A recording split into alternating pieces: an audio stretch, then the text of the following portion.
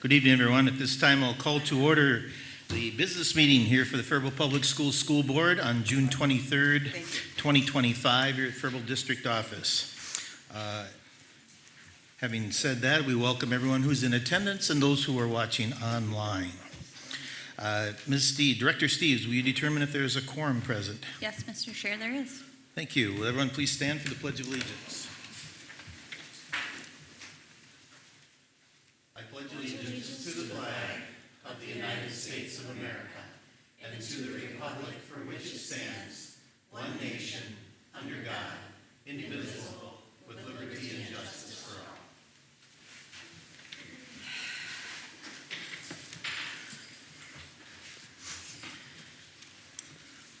Thank you. Agenda item number 2 is approval of the agenda. Is there a motion for approval of the agenda? So moved. Thank you, Director Robichaud. Do we have a second? Second. Thank you, Director Steves. Any discussion? Mr. Chair? Yes, Director Moore. Yes, I would just like to ask that we pull out policy 515. I will acknowledge that when we Thank you. get to the policy Okay, thank you. thing there. Director Moore. Thank you. Any further discussion? Further discussion? All in favor of the motion signify by saying aye. Aye. Aye. Opposed? The motion passes. Agenda item number 3 is recognition awards and presentations. There is none this evening.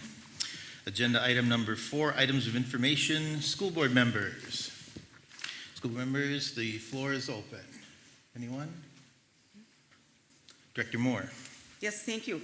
I do have, I've been on the Faribault Public School Board now for 2.5 years, and I am really concerned about our achievement levels in reading, math, and science, and really they are unacceptable. And these scores have been going down every single year for the past 6 years and even longer than that. I'm thinking even possibly 10 years or longer. I don't think it can get much worse than it seems to. I think there comes to a point, statistically speaking, when they have to go up. I believe there is some hope in that we are getting back to phonics coupled with a structured, systematic approach to learning and reading. I think that's a positive thing. But to reiterate, I have been sitting here for 2.5 years now, and in my tenure, scores have been tanking. I am really responsible for this decline, but so is everyone on the board, and so is everyone in administration. If this were a business, with the exception of Candace, because you've been on only a couple months, I think we'd all be fired. You have to ask what's going on in our schools.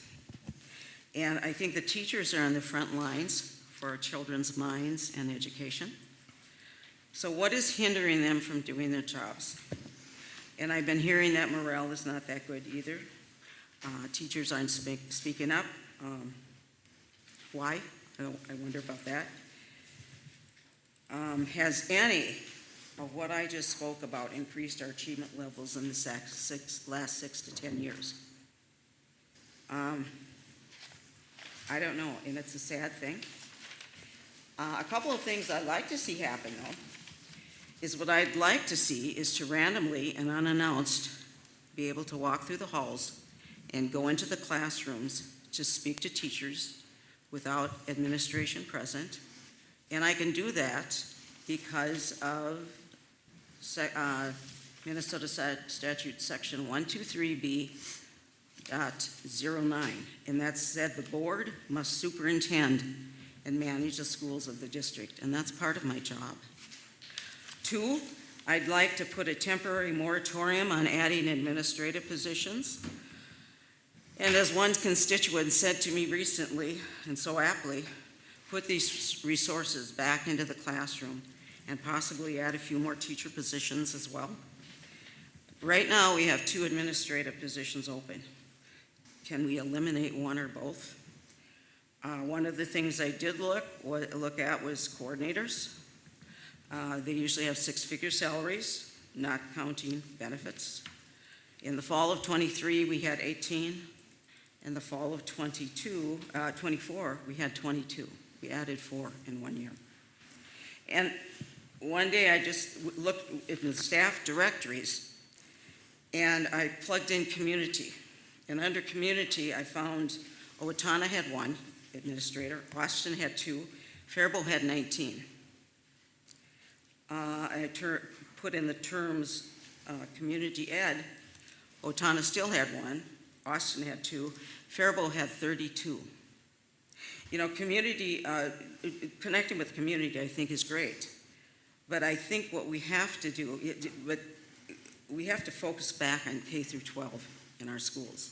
We have to do that. Because what we're doing too with coordinators, adding all this, is not sustainable. And the last thing I'd like to mention is diversity, equity, and inclusion, DEI. And from what I understand, this has been around for a very long time, probably at least 10 years. Mr. Benty it's been around a while, right? I think DEI in our schools. The term DEI has been around for... Well, yeah, the term, but diversity, equity, and inclusion. And whether you approve of it or not, we have to look at the facts. DEI focuses classroom instruction around teaching morals or moral consciousness. So we've got to get back to teaching English, reading, math, science, and reading.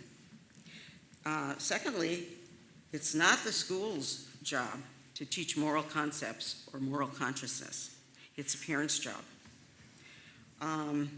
Another problem is people have different values. So if we get into teaching one set of values, we're going to have to teach them all. And I guess the bottom line is, has any of this, what we're doing, how has this affected? Has the achievement score, has this increased achievement scores? And that's my question. It's a yes or no question. Can we look at this? So thank you very much for listening. Mr. Chair, I'd like to Director Robichaud. ask Director Moore a question. When, in your opinion, did we stop teaching reading, writing, arithmetic in our district? When did we stop it? When did we stop it? Answer my first question, because I asked the question Answer your first. first question? Yes, I asked has one. any of what we've just done, or what I've spoken about, increased our achievement levels in the last, is a yes or no question? I'm Yes or no? asking you, when did we stop teaching reading, writing, arithmetic? Excuse me, I'm asking you to answer this first question. No? Well, then I'm not going to answer yours, thank you. Okay. Directors, let's move on. This is board, items of information. So this and Director Moore, I'm assuming that information you have, you can make public. Yes? Thank you. Any other items of information, school board members? So I have just a few things. A few weeks back, most of us attended the first outdoor graduation ceremony in quite a while. That was really wonderful to see. Thanks to everyone that took part in that planning process. It went off without a hitch. Just to piggyback on Director Moore's, some of her comments about achievement. I have 2 kids that are currently within the district and one that will enter next fall. And I'm proud to say that just a couple of weeks back, right after graduation, we got my now second grader's report card, and she's reading better than 97% of children across the nation. So the achievement scores are there, and not just across the district, across the nation. So they're there. It's there, and in my experience, academics are of course should be, as an education system, our number one priority. But teaching kindness and sharing, that is really, really, really important. Conflict resolution is also really, really, really important, and it's not just being taught by parents. It needs to be taught at school, and that's, I guess, all I have to say. And I'm proud of our kids. I'm proud of how hard that they work. Are the scores where I want to see them? Of course not. But celebrating the little wins continually is going to help boost the confidence of our kids and keep our mission going forward. It is our job to educate kids, but it is our job to celebrate successes too. Thank you, Director Steves. Any other comments by any director? I will just add that I also did attend the graduation ceremony with most of us board members there out at Ruth Smith. I think it was June 1st, I believe. It or was whatever. a warm day. Nice warm day, but what a wonderful ceremony. What a great venue to have the home side field basically full and the visitor side about 2/3 full. It was great. The sound was very good, at least from our perspective on the field there, whatever. So what a great send-off for our seniors and pull together with our community here for our graduating students. So it was really, really great to see and things. So, and thank you, Principal Joe Olson and the assistant principals for pulling that off and having the band, orchestra, choir, the whole student body being very active there. So it was very, very, very good to see. So I want to thank you for that. Mr. Chair, Director Boudreau. just to dovetail on your remarks, what I heard from those attending is there was more space to sit, and you weren't limited to just having, I don't know how many tickets we were allowed, but weren't limited, and was just more spacious and comfortable. So maybe we'll continue with that. Hopefully the weather continues to be good. Yeah. It's all weather dependent when you get out there. So, anything else? Okay, we'll move on to 4B, items of information, Superintendent Benty. Thank you, Mr. Chair.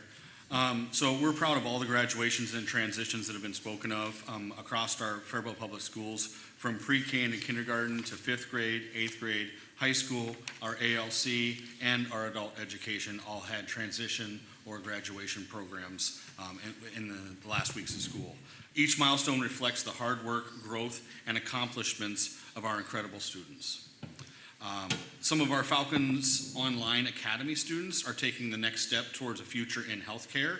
Thanks to a partnership with South Central College and Workforce Development, students who completed our nursing assistant class this year had the opportunity to receive additional skills training and take the required exams to earn their Certified Nursing Assistant, or their CNA, certification at no cost to them. We're proud to support this nursing pathway and excited to see where it leads our students. We proudly honored our English learner, our EL students, who have officially exited services after demonstrating academic English proficiency. These students have worked hard, overcome challenges, and grown into confident and capable English speakers.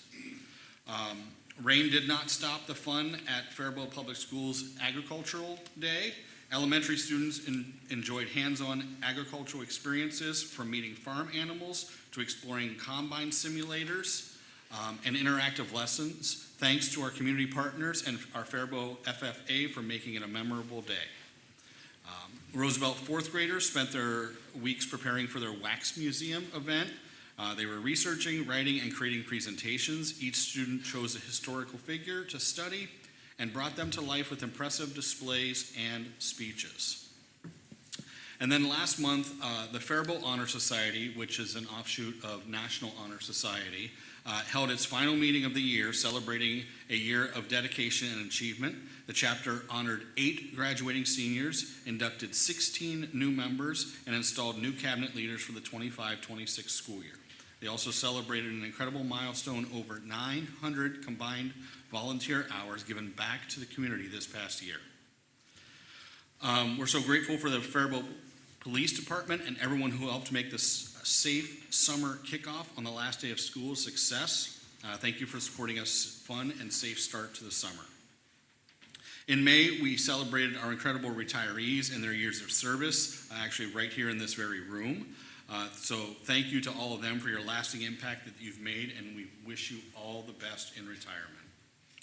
And then one upcoming event, Faribault Public Schools is partnering with Sodexo to provide free meals to students all summer long, including weekend meals. All children ages 18 and under can enjoy breakfast and lunch at select sites with no forms or income requirements, and weekend meal packets will be available every Friday at the Community Action Center. We also encourage eligible families to explore Minnesota's Sun Bucks program, which offers $120 per eligible child to help with grocery costs during the summer months. Mr. Chair, that concludes my report. Thank you, Superintendent Benty.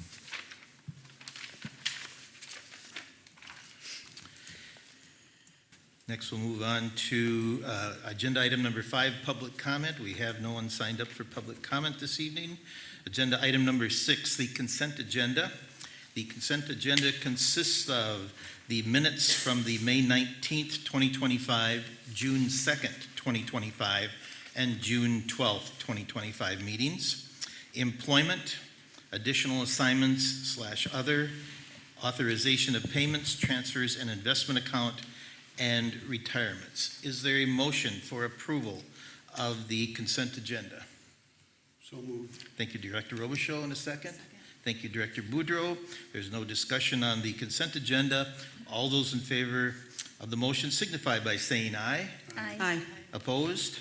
Motion passes. Agenda item number 7, District Advisory Committee. There is no report.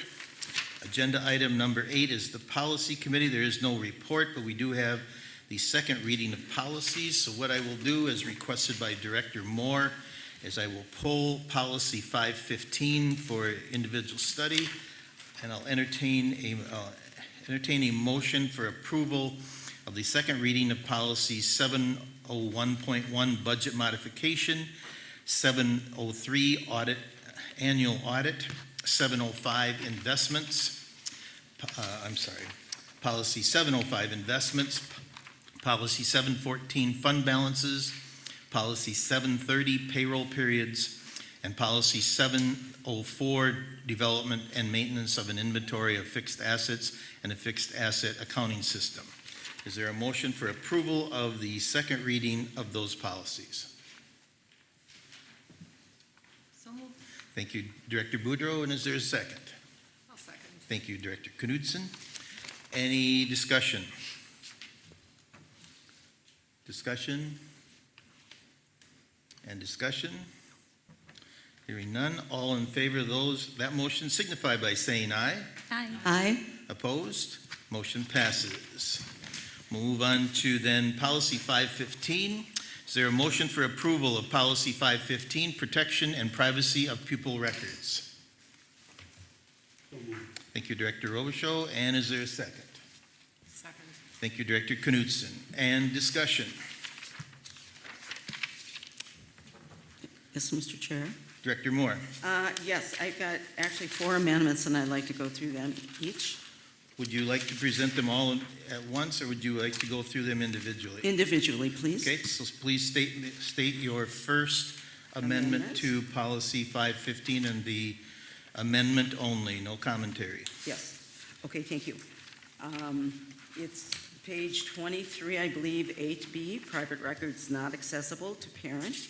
After the language of 1E, please insert upon parental request, the responsible authority must not conceal or deliberately withhold information to a parent regarding their minor's child's A, request to use a different name or pronoun to be recognized as a different gender, or B, request to receive gender-affirming care that involves medical interventions, including but not limited to puberty-blocking medications, hormone injections, or sex-altering surgeries.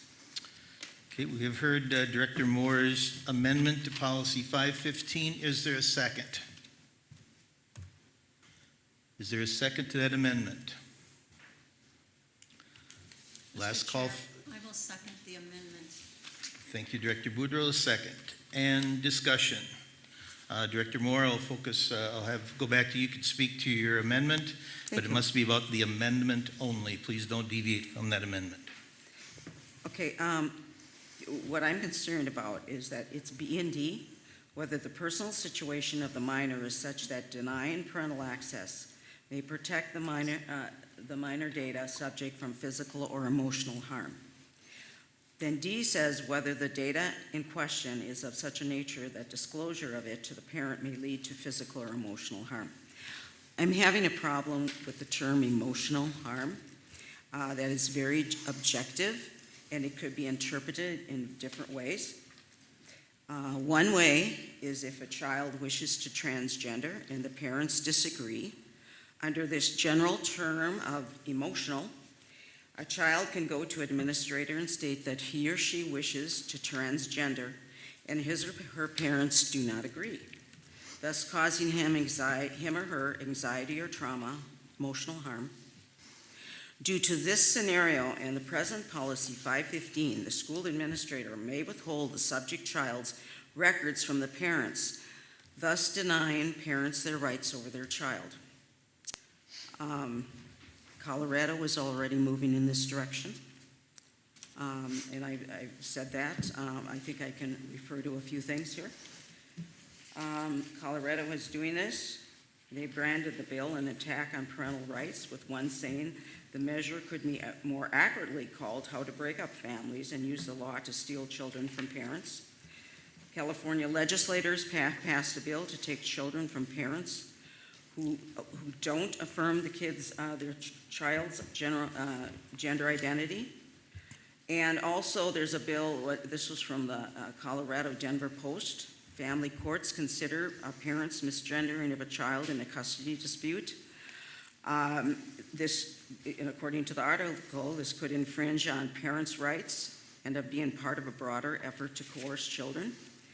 And so that is very disturbing to me, and I think it's important that we protect parental rights and children's identities. Since emotional harm is open to interpretation, this amendment would ensure protection of Faribault Public School parental rights. And thank you. That's my stand. Mr. Chairman. Director Boudreau. Okay, so all of you know that this amendment's been brought before. I've brought it a couple of times. And the last time we had our attorneys do some research, and we found that under the guardianship statutes of our Minnesota laws, that adopting this amendment would put us in a vulnerable position legally, because it does give the responsible authority under our Director Boudreau, could you state pull the laws. microphone just a little bit closer to you? Thank you. Sure, sorry. The responsible authority, who is the person that's mentioned in this amendment and in this statute, does have the ability to withhold data from parents if he or she determines it is the best interests of the minor. Whether we agree with that or disagree with that, that is state law. And I know we don't want to be vulnerable to lawsuits, but I actually support the concept, but I believe that judicial decisions will be forthcoming. I don't know when, but this issue needs to be resolved in a court decision. It's broader than just the responsible authority. So I just wanted to inform the board of that and just reiterate, because it was my amendment initially. Thank you, Director Boudreau. Is there any further discussion on the amendment proposed by Director Moore? I just have a question. Would this, as you had stated, would this put us in a vulnerable position legally and probably monetarily if someone could sue us? Yes. Then are we putting money ahead of a child's safety? Or that's what we seem to be doing. Also, I think at some point, sometimes we have to stand up to a bully, and I don't mean violence or fighting, but at some point we have to stand up to a bully that's taking away our children's identity, God-given identity. And I have a problem with that. I know people in history. One of my heroes is Rosa Parks. She stood up against the law that was not right. And I think comes a time when we have to stand up to a bully. And I don't mean fighting physically, but I do mean, because this, in the meantime, while we wait for for judges to make decisions, our children are being transgendered. Their body parts could be being cut off. They could be treated hormonally without even the parent knowing. And that is, I can't in good conscience vote for this, or vote against this amendment. So thank you. Last call for discussion on the amendment proposed by Director Moore. And remember, we're ready to vote now, so we are voting only on the amendment as proposed, only on the amendment. Could we have a roll call, please? I will accept a roll call. Okay, thank you. Director Steves, will you do a roll call, please? Linda Boudreau, No. Candace Knutson, Yes. Linda Moore, Yes to the amendment. Jerry Robichaud, No, Cassie Steves, no. John Bellingham? No, Passes it fails. Fails 4-2. Fails 4-2. So we're back to the original motion of approval of policy 515. Director Moore, before you get into your, go to your second amendment, I wish to have a discussion or throw out a discussion. Okay. As was mentioned by Director Boudreau previously, just remember this policy was reviewed by our attorney, as she said, has gone back to policy committee, I believe, twice. Now, we started this policy, and I looked it up the other day, was brought to policy committee in February of this year. And so it's been back to the board, sent back to policy committee, to legal, and back. In fact, our April or May meeting, I believe it was the April meeting, was the reading of the opinion of the attorney, and exactly as Director Boudreau said, it would put the district in harm. So I'm in favor of the motion, pass this and move on and let the courts settle this or legislation change. So further discussion on policy 515. Director Boudreau or Director Moore, do you wish to present your second amendment? Yes, please. Okay. It is on. So you're going to, Si- you say, I Yes, move yes. to, Oh, I move to make this amendment to 6B16. It's prior consent for disclosure not required. It's to appropriate health authorities to the extent necessary to administer immunization programs and for bona fide epidemiologic investigations which the Commissioner of Health determines are necessary to prevent disease or disability to individuals in the public educational agency or institution in which the investigation is being conducted. And oh, not yet? Yes. So that's your That's- amendment, correct? that's it, and I would just like to delete that. Pardon me? I'd like to delete that paragraph. Oh, so delete that paragraph? Yes. Okay, thank you. Is there a second to the motion to amend? Is there a second to the motion to amend? Is there a second to the motion to amend? Hearing none, the motion to amend fails due to lack of a second. Discussion on policy 515. Director Moore, do you wish to propose your third amendment? Yes, it's basically the same thing for non-public school students. The prior one was for public school students, and the second one was for non-public school students.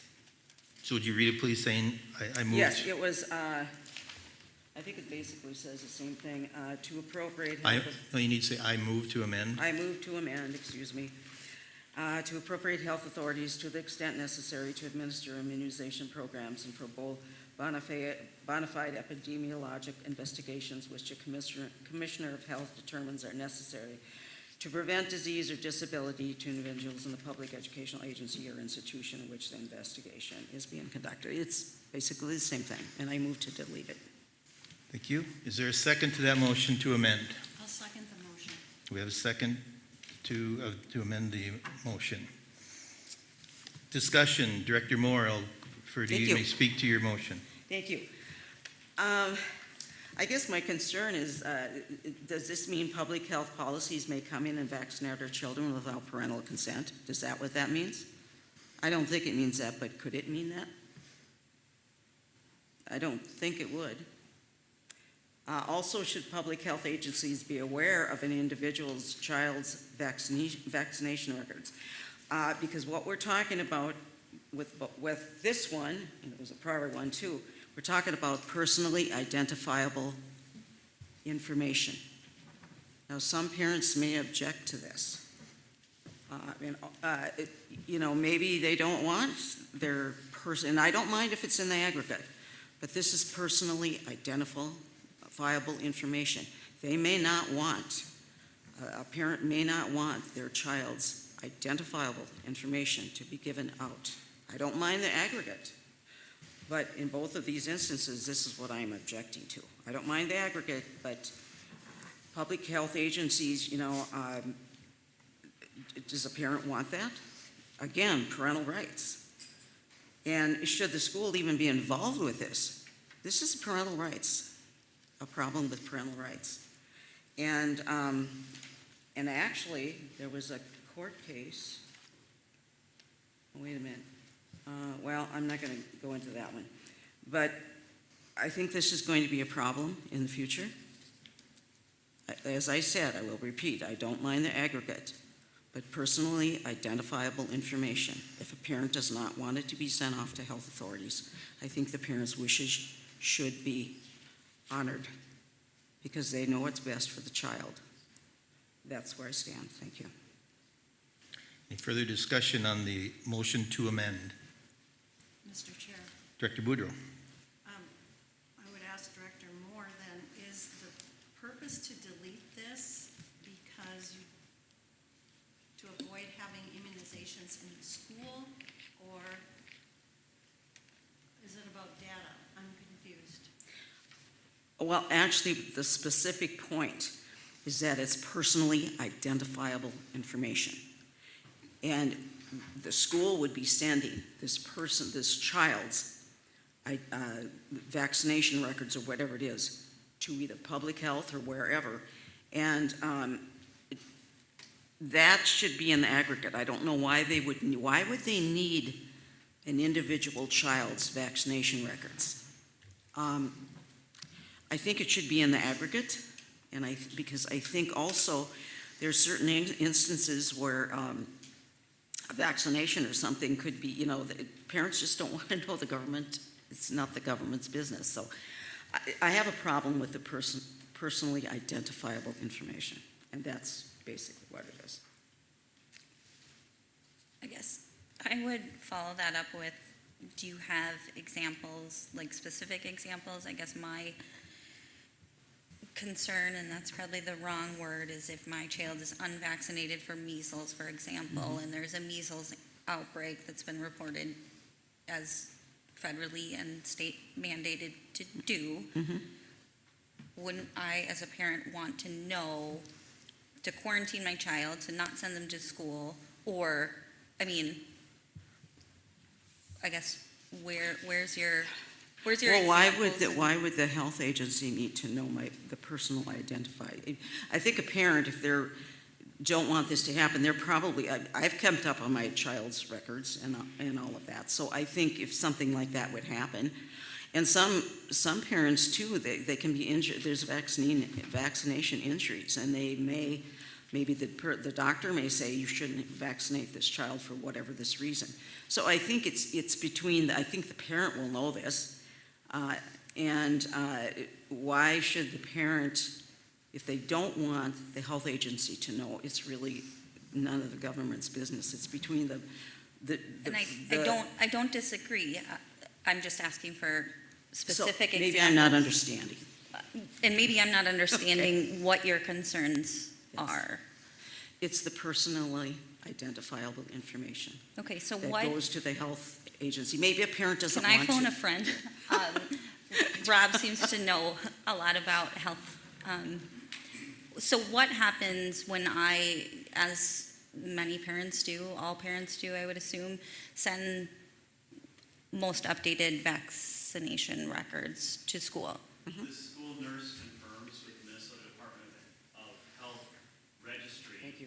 So the Minnesota Department of Health already has that information. The doctor who performs, or the doctor's office who performs that immunization is required to submit that information to the Minnesota Department of Health. So And they that's already called have the that. mix system, correct? Yes. Okay. So they already have that information. Our nurses check to confirm that we have the correct student and that we have a match to the immunization, and then we indicate on our data, where our database, our infinite campus, that they have the immunizations that they're required to have. Okay. The only time probably that we would communicate and give them new information is when we get the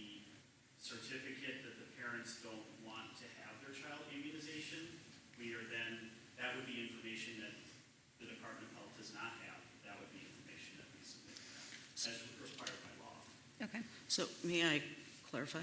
No, so Okay, Ms. I'm Steves, sorry, are you- Director Steves, are you completed? Did that, maybe. Yes, for now. Yeah. Go ahead, Director Moore. Okay, so they already know it, right? So why do we have to send it? But then, if a parent doesn't want their child, the vaccinated or whatever, do we send that then to the, That information. what if the parent doesn't want the government to know? We're required to by law. Okay, So, and in I guess that's why, order to enter the school district, they're required to produce those records. So Okay. they could homeschool. I don't know. yeah, okay. I guess what my point is all of this is that we have to be very careful that the government is not taking over parental rights. And I'm not when I went with the parent. I had my child vaccinated and everything. I think we only had eight vaccinations. Now we have what, 49, 65, and so I'm a little concerned about all of that. So that's why I'm bringing this up. I realize this isn't going to pass, but I think it's important. Let's pull it back to the amendment to, Okay. the motion to amend is item 6C3, non-public school students, to delete the paragraph that begins with page Yes, 19, correct. 3, excuse me, to the appropriate health authorities to the extent necessary. So that is the motion to amend. Is there any further discussion on the motion to delete the paragraph to amend? Hearing none, Ms. Steves, will you do a roll call on the amendment, please? Voting yes on it, yes means you're in favor of the amendment, no, you're not in favor of the amendment. Go ahead, Director Steves. Linda Boudreau. Oh, Candace Knutson. no. Linda Moore. Yes, Jerry Robichaud. No, Cassie Steves, no. John Bellingham. No. Fails 5-1. Motion fails 5-1. Continuing on the discussion of policy 515, once again, reminder, any change here would be a change in this policy which is embedded in law. So the policy committee has gone over that. So Director Moore, do you wish to do the amendment number 4? yes, I'd like to make a motion to make an amendment to the last. Go ahead. One here. Okay. 6B 21, second paragraph. A, any data collected shall be protected in a manner that will not permit the personal identification of students and their parents by other than the authorized representative of the secretary.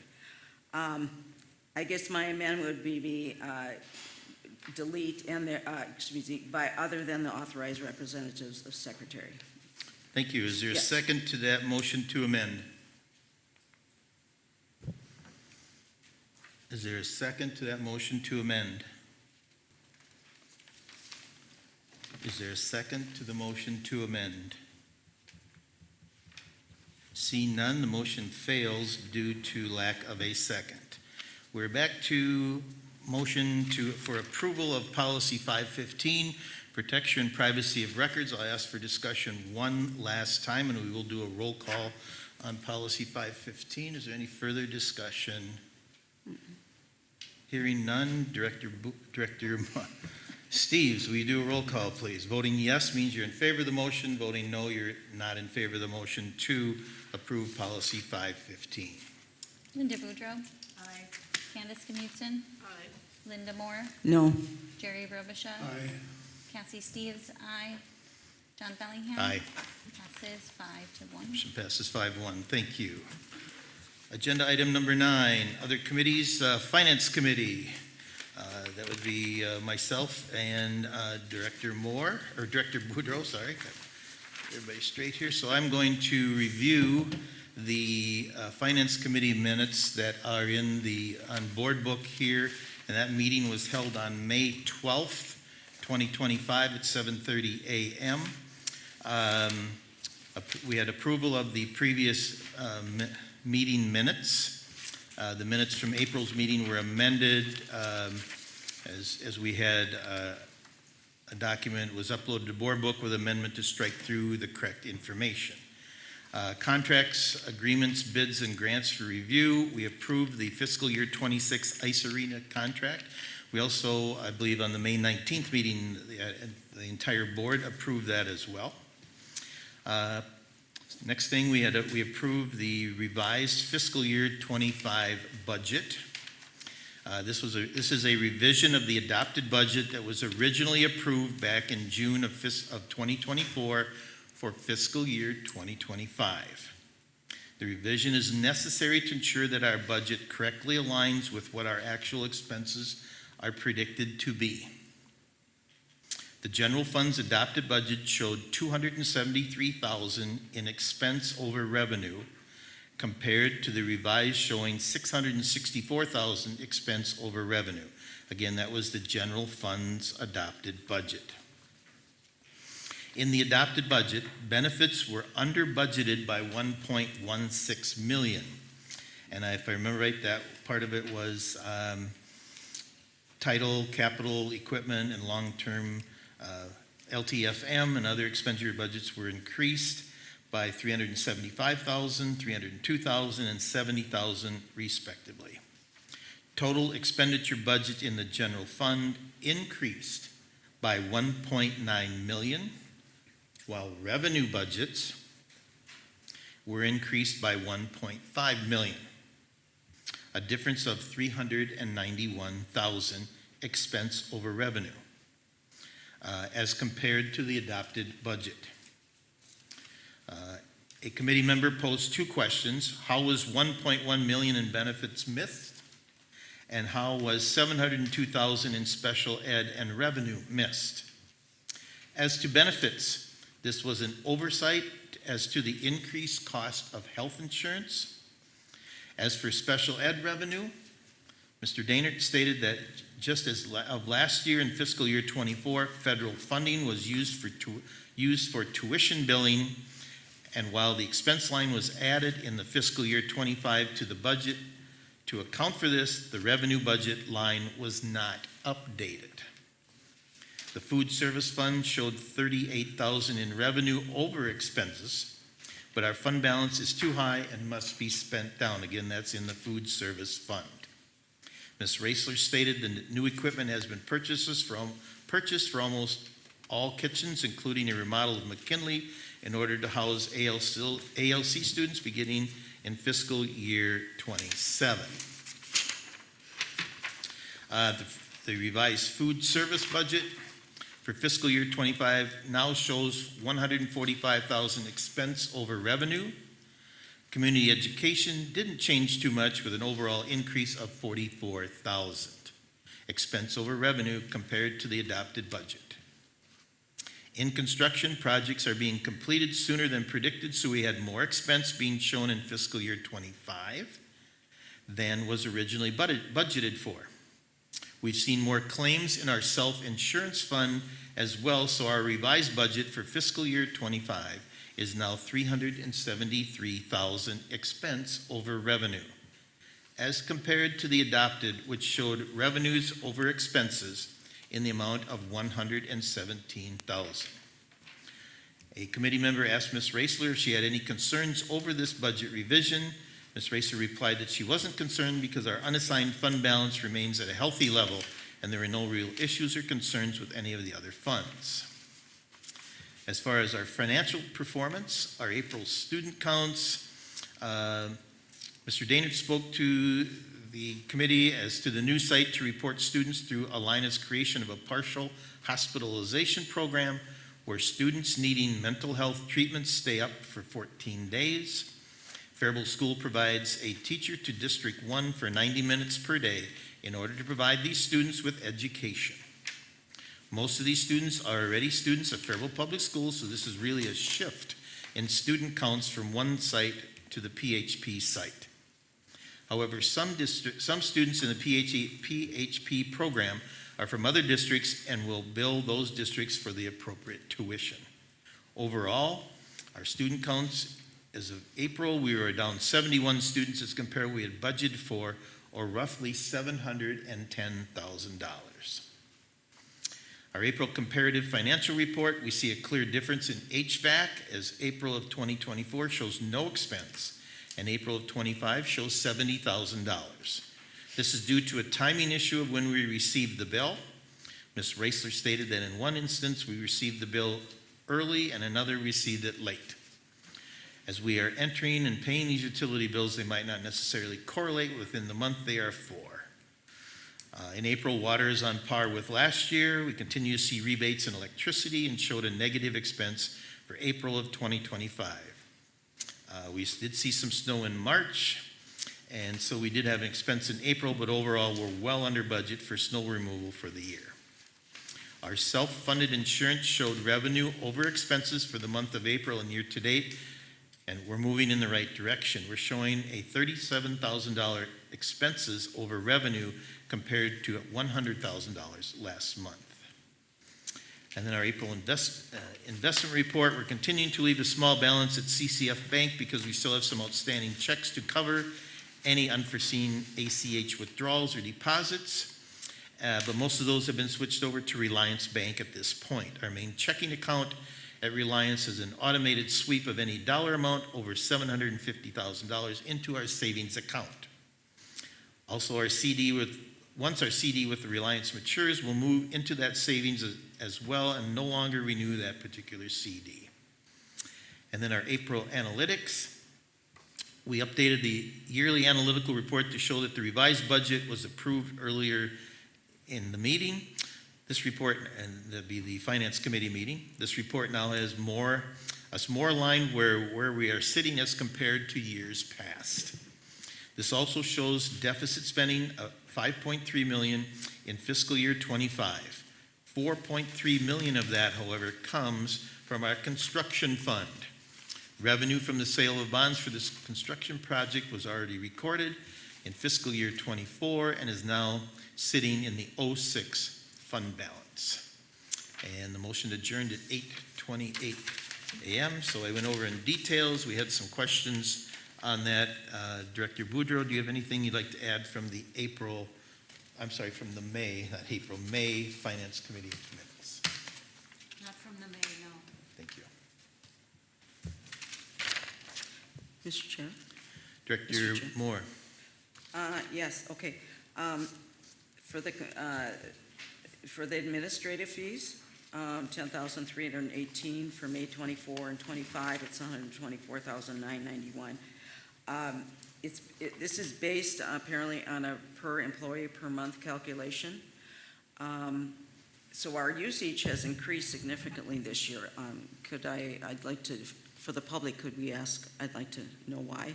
Why has it been so increased so significantly from 10,000 to 124,000? My understanding from being on the committee, and Director Boudreau as well, is this is based on per individual, so when an individual files a claim, there's an administrative fee to that.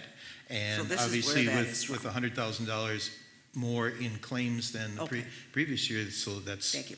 it's per person, yes. Thank you. Okay, we'll move on to our next committee report, Community Education Advisory Council, Director Steves. Thank you, Chair Bellingham.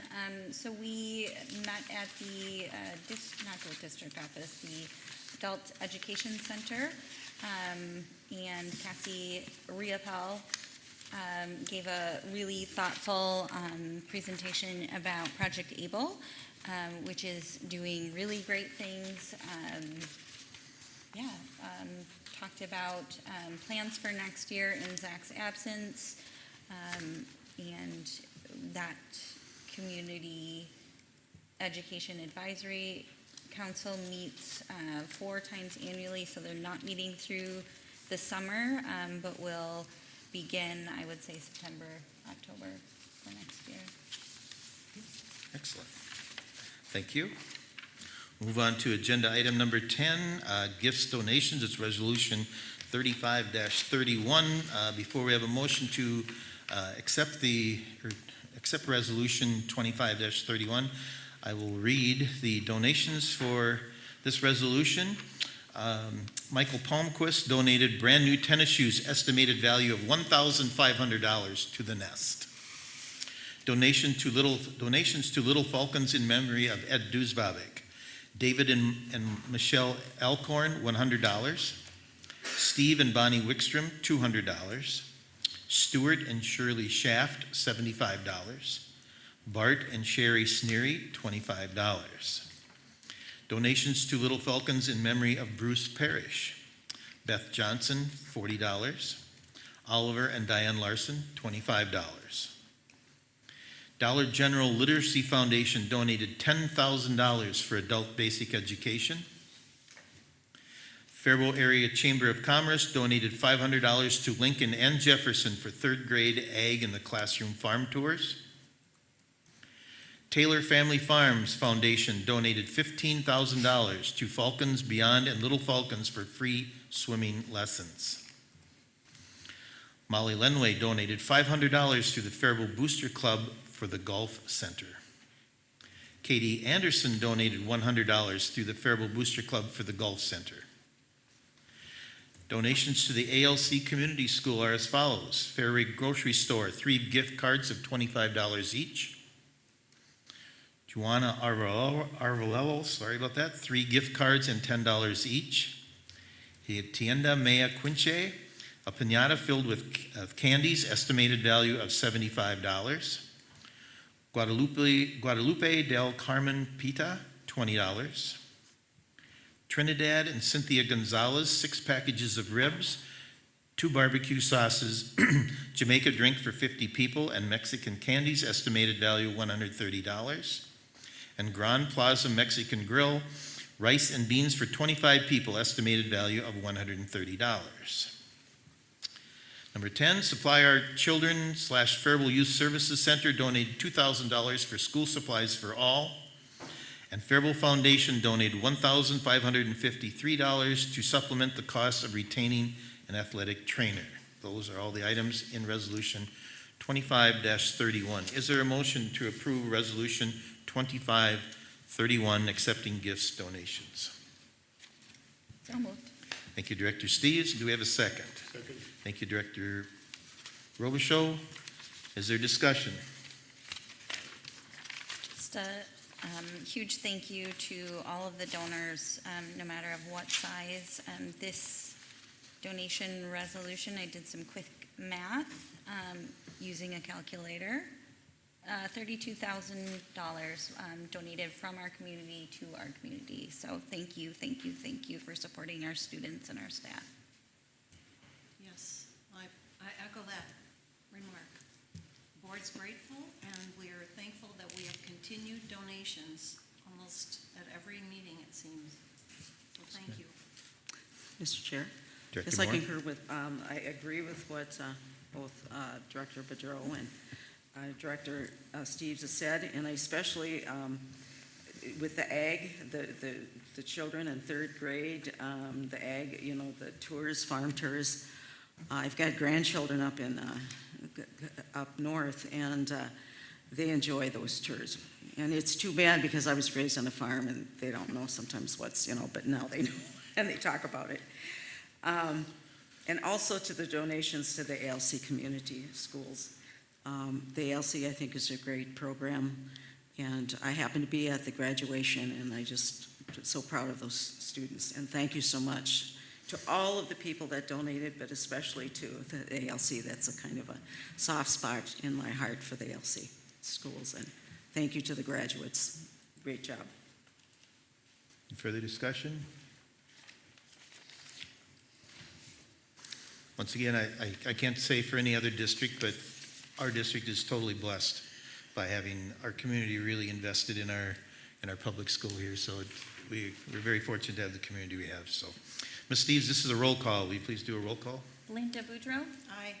Candace Knudsen, Aye. Linda Moore, Aye.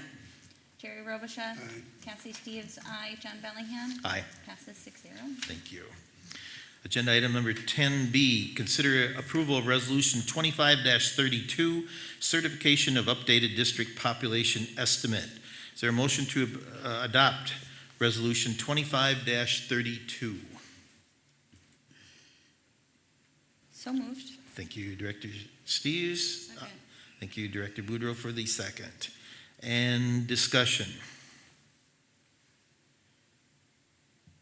Mr. Benty, would you just give us an update on Just what? the census figures updated from 31,318 to 31,557, determined by the state demographer. This just allows us to pull in a slight bit of revenue on that difference between the two Thank you. from the state. Any further discussion? Mr. Chair, I just have one technical question. When they do a census, do they consider the residents at the prison? That is a good question. I don't know if they. I believe they do. Sorry, I You should think have they called do? you up. You're all good. Okay. I'm sorry, Mr. Robichaud, could you repeat your question, please? Yes, when they do a census, do they count the residents at the prison? Oh, that's a great question. I don't know the answer to that. I can find out. Yeah, I Yeah. think they do, but I may be Yeah. Google tells me yes, incarcerated persons are counted in U.S. Census. Now we know. Good question. Any further discussion on adoption of Resolution 25-32? Ms. Steves, this is a resolution, so a roll call, please. Linda Boudreau, Aye. Candace Knutson, Aye. Linda Moore, Aye. Jerry Robichaud, Aye. Cassie Steves, aye. John Bellingham. Aye. Passes 6-0. Thank you. 10C, consider approval of the fiscal year 25-26 school year P&C insurance renewal. Motion for approval of the fiscal year 25-26 school year P&C insurance renewal, please. Also move that. Is there a second? Second. Thank you, Director Boudreau. And discussion. So first, I think I will ask Ms. Raisler if you would just explain the P&C insurance renewal. Yep. So one of the handouts that you have included in the board packet talks about the different types of insurance that we're talking about with our property and casualty insurance, and then we also have a section for our workers' comp. So we were fortunate to have Grant Wilson with Hartman Insurance at our finance committee meeting, and he did speak about what we're looking at with our insurance information. And so what he stated was that our insurance is based on the replacement rate of $250 to $350 per square foot.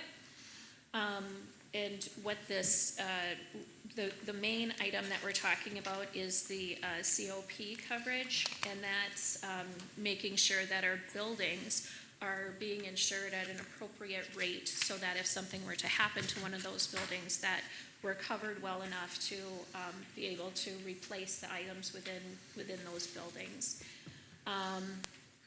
We talked about if it would help if we would increase our deductibles, as an example.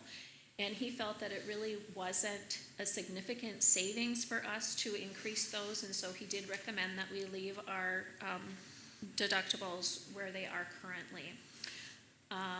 So what we're seeing actually is an increase in the total property and casualty. We're seeing an increase from fiscal year 25 to fiscal year 26 of only $47,333. Last year, that increase at this time was $63,825. So we're seeing a lesser increase, if you will.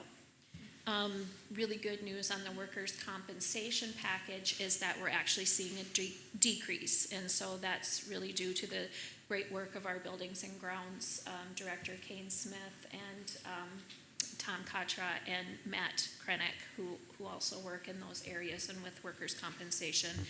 So doing some preventative work there to ensure that our workers' compensation claims are going down. So basically the recommendation that I have before you is to just approve the rates that we have for fiscal year 26 as presented. Thank you. Discussion. Mr. Chair, I would just like to say that we discussed all of these next 9 items at our finance meeting, but you didn't really cover them, and so as they come up, maybe if we need to add comments Sure. about it. We did ask a lot of questions, and Barbie just reiterated that on the insurance just wanted to mention that. These were all approved at the Finance Committee. Thank you, Director. I was going to mention that, Director Boudreau. I forgot that all of these were in front of the Finance Committee in our meeting just a week ago, but on the board book, we were just dealing with the May Finance Committee report. There are questions on that, so that's what I'm going to do from now on. So anyway, is there any further discussion on the approval of the fiscal year 25-26 school year PNC? Director Robichaud. Mr. Chair, thank you. I think given in your first opening paragraph about all of the disasters that are happening in the insurance industry facing the financial strains that they are, a $47,000 increase is pretty significant downsized for us.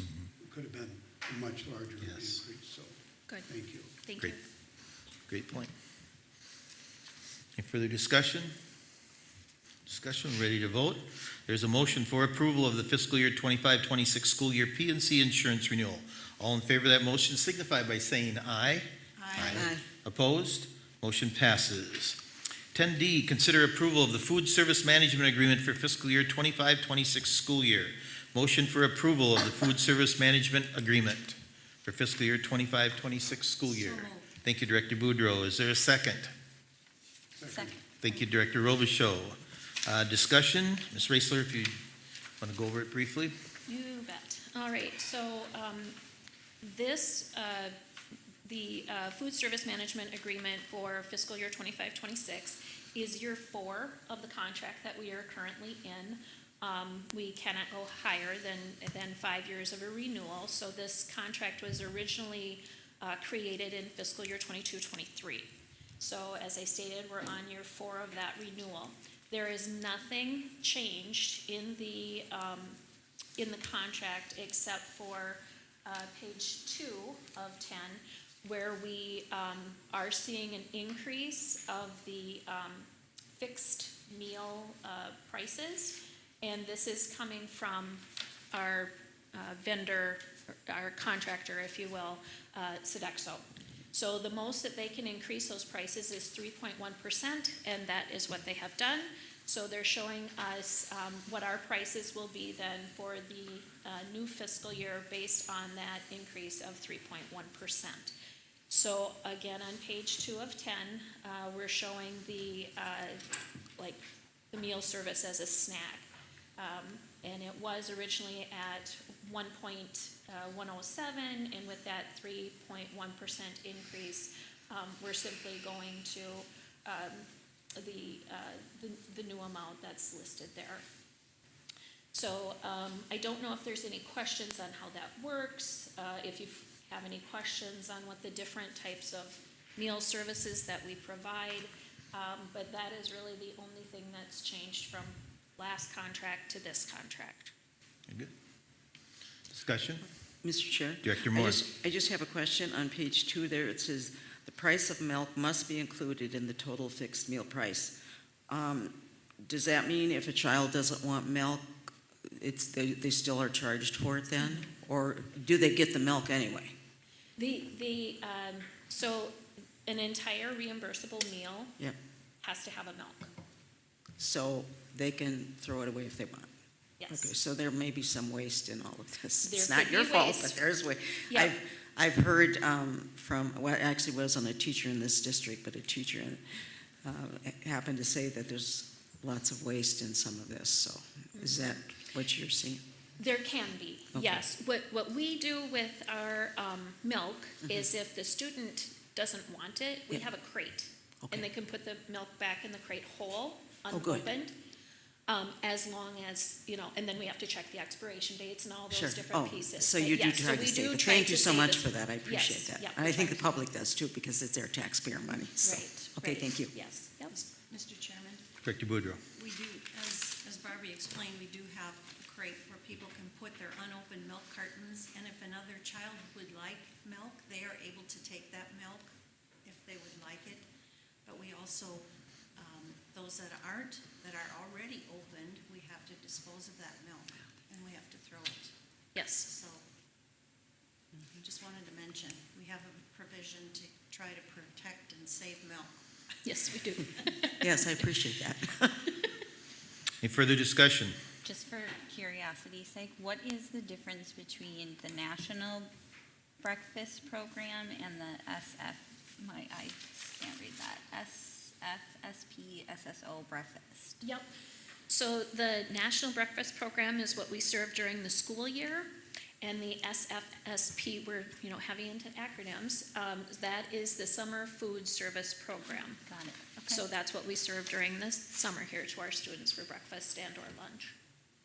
Cool. Thank you. Yep. Last call for discussion. Hearing none. All in favor of the motion for approval of the food service management agreement signify by saying aye. Aye. Opposed? Motion passes. 10E, consider approval of the school nutrition program joint agreement contracts for the fiscal year 25-26 school year, Cannon Valley Special Education Cooperative and Sarad Academy. Is there a motion for approval of that school nutrition program joint agreement? So moved. Thank you, Director Boudreau. Is there a second? Second. Thank you, Director Steves. Ms. Raisler? So our joint agreement contracts, we actually have 3 of them, and I should have done it differently, but I didn't. So the 3 that we have are the Cannon Valley Special Education Cooperative, Sarad Academy, and then also Nurse Strand Elementary, but we have so many contracts with Nurse Strand, I actually put the food service one in with all of those contracts. So, but they're all basically saying the same thing. We're indicating what year we are in the renewal of our joint agreement with them. And just, I'm not sure how familiar we are with what the difference is between a joint agreement and the vended meals. So the joint agreement means that we're actually tracking the meals, and so we're ensuring that those meals are reimbursable, that we can get aid for those meals, whether it be from state and or federal. So any joint agreement, we're actually claiming the meals, basically. So we're keeping track of those meals, we're claiming the meals, and then we get that reimbursement. So we do that on behalf of these organizations, the Education Co-op and then the 2 charter schools. So that's what a joint agreement means. So what you're seeing in a joint agreement then, again, nothing has changed from past years as far as any of the, information of what we're providing, how we're providing it, who's cleaning up, who's in charge of delivering it, how it's delivered, who's serving, those different pieces. So nothing in that portion changes. The only thing that does change then is when we talk about what the meal prices will be, and that then hasn't changed from last year to this year. So we're just keeping the same meal prices. Thank you. Discussion? Dr. Robichaud? I think just for transparency, I serve on the co-op board, Okay. but I don't think there's any potential conflict of No, interest. there's so not. I will vote on this. Thank you. Thank you, Director Robichaud. Any further discussion? Discussion? Hearing none. All in favor of the motion signify by saying aye. Aye. Opposed? Motion passes. 10F, consider approval of the vended meals agreement for fiscal year 25-26 school year for Discovery School, Head Start, and Little Scholars. Motion for approval of the vended meals agreements for fiscal year 25-26 for those 3 institutions, please. So moved. Thank you, Director Boudreau. Second, Director Robichaud. And Ms. Raisler. All right, so what a vended meal agreement is basically we are charging then the entity for the meals that we serve. So they collect the reimbursement for the meals, so they do all of their own, it's a program where we have to report the meals, how many were reimbursed. They do all of that accounting and reporting themselves.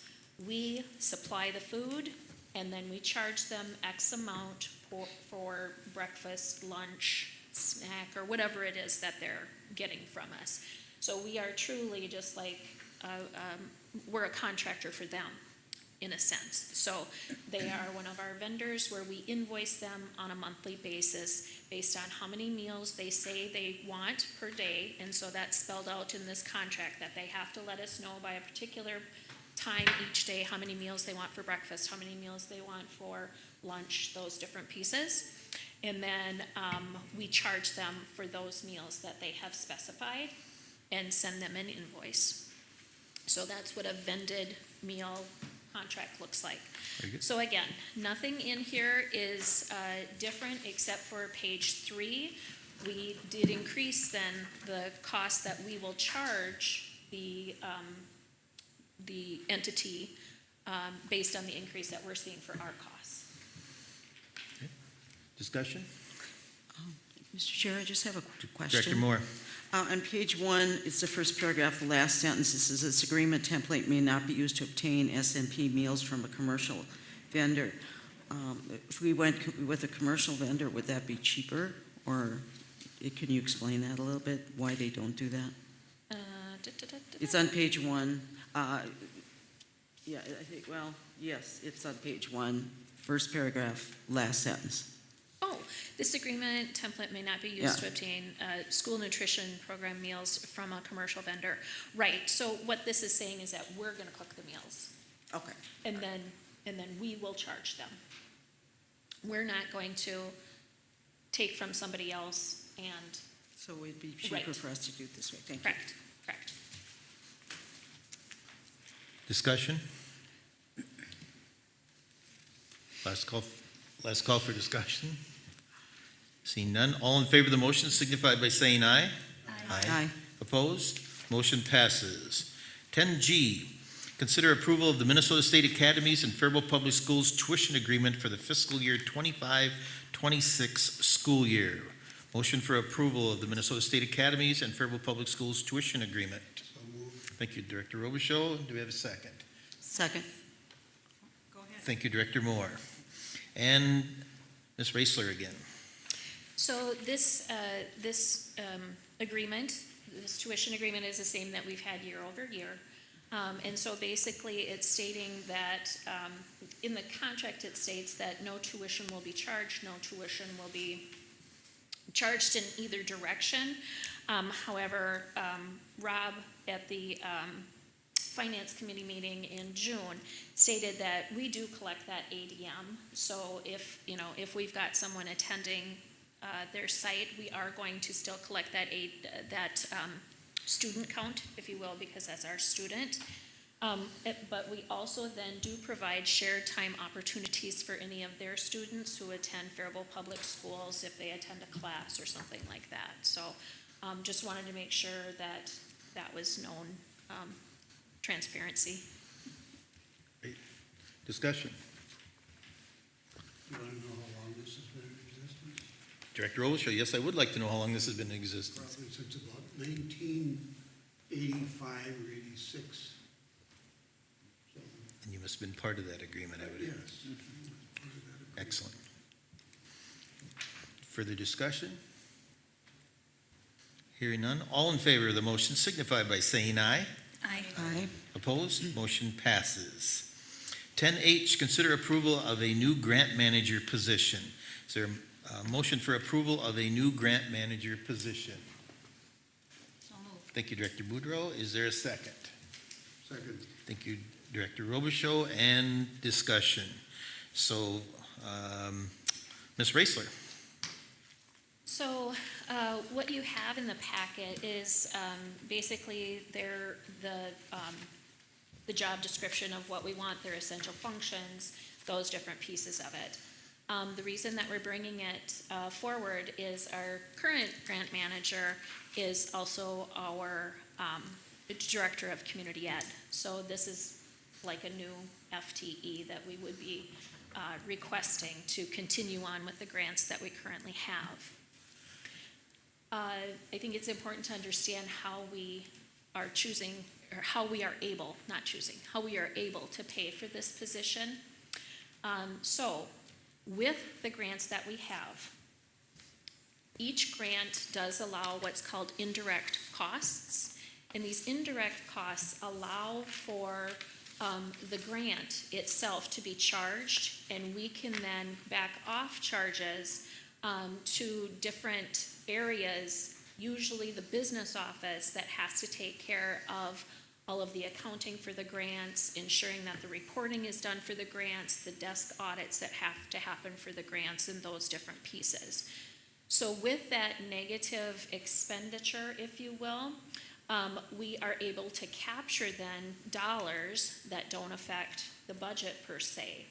So with those indirect costs, what we are proposing this grant manager to do is not only write the grants, but also take care of the management of the accounting, to do those, to do all the paperwork, if you will, to get all the documentation together that needs to be reported on a monthly or quarterly basis, as well as ensuring that all desk audit, desk reviews, those different pieces are done timely as well. There would still be oversight of all of that accounting, because we always want two sets of eyes on anything that's done in the business office. So someone such as myself or Brett Martindale, the controller for the district, one of us would be overseeing that just as we are now. So that is one way in which we can pay for the grant manager. The other way is, as we currently are doing, we can use dollars obtained from a grant to pay for this position. So we are able then to say that because we have this grant, portions of this position can be paid through the grant itself. So in effect, it doesn't have an increase into our salary budgeted for the new fiscal year. Thank you. Discussion. So Jack this- Robichaud. Just a question for clarification. So what you're saying is that in the grant itself, you could write a line item for grant management of Yes. that particular grant. Correct, In addition, you could access some of the indirect costs correct, to help support that position. correct, Thank you. correct. So how much would this cost the district then? It's in the, it will not have a cost to the district per se, because we can use indirect costs, and we can use the grant, whatever grant this person gets. If we renew a grant or those kinds of things, it would not cost the district. but it comes out of taxpayer money though, right? Okay. And so how many years have we been receiving grants about, do you know? I don't know the totality. I know that Zach Pruitt has been with the district for 3 years. I guess my question is, have any of these grants increased our district's reading, math, and achievement scores? So, yeah. I'm yeah. not I able just to have answer that question. It's a rhetorical question, thank you. Further discussion? Mr. Chair, Ms. Mr. Steves. Benty, in my 4.5 years here on the board, I don't believe that we've ever reviewed a job description, if you will. But I appreciate it. One thing that in reviewing this, the reporting, the evaluation, the collaboration, the communication, not that the current grant manager wasn't doing that, but I appreciate that it's written right here for all of us to see. I think it's a great idea. I think Mr. Pruitt's been exceptionally, he's a magical unicorn that our district has really carried us over the hump. I'm supportive of this position, and I think it's a great idea to use the indirect cost or write that in. Just for clarity's sake, the salary for this position would be dependent on whatever grant management can be written. Okay, so that could be one amount 1 year and one amount the following. It could be, we would try and make sure that it, has a, Steady. yes, right, and a natural progression for that person. Okay. In the business world, we might say working on commission There you go. with grants, right? Yep. That's the bottom line. Okay. Director Let me Robichaud. ask one more question. Included in the grant, you can also not only cover the salaries, but the benefits as well. Yes, yes, Whether- absolutely, So the cost to the district is minimal, Correct. if anything at all. correct. Thank you. Mr. Chairman, Director Boudreau. I just want to ask Barbie for some clarity because I believe we would be offering a salary amount. And the person's position would not be, maybe, I'm not certain about this, but it would not be enhanced by the number of grants that they write. No. So it is a position with a certain salary, and that Correct. salary is about, maybe you should tell us what the salary is about. I think that's going to very much depend on the qualifications of the candidate. So, I have a figure of what that indirect cost is, and that amount is roughly $80,000. And so that gives us a ballpark of where we can at least start. And then if we can, if we can use then a grant here or there, depending on what the salary range is needed for that particular individual. Miss, are you done? You finished, Director? I forgot what my next question was. We can come back to you. Must not have been that important. Director Moore. Okay, you said the salary is about what, 80? That's how much we have in indirect costs. Okay, what about benefits? If you Right. added, is that what your question was, maybe? Added benefits in there, so what would the total package? Yeah, and I don't know if Ms. Yocum has a guesstimate of what we, would do for the total range of salary and benefits. I think it's gonna depend on, again, the qualifications and then what grants we can. Can you give me a range? Total, just, 87, what is the normal, Do you have that up? just a little range?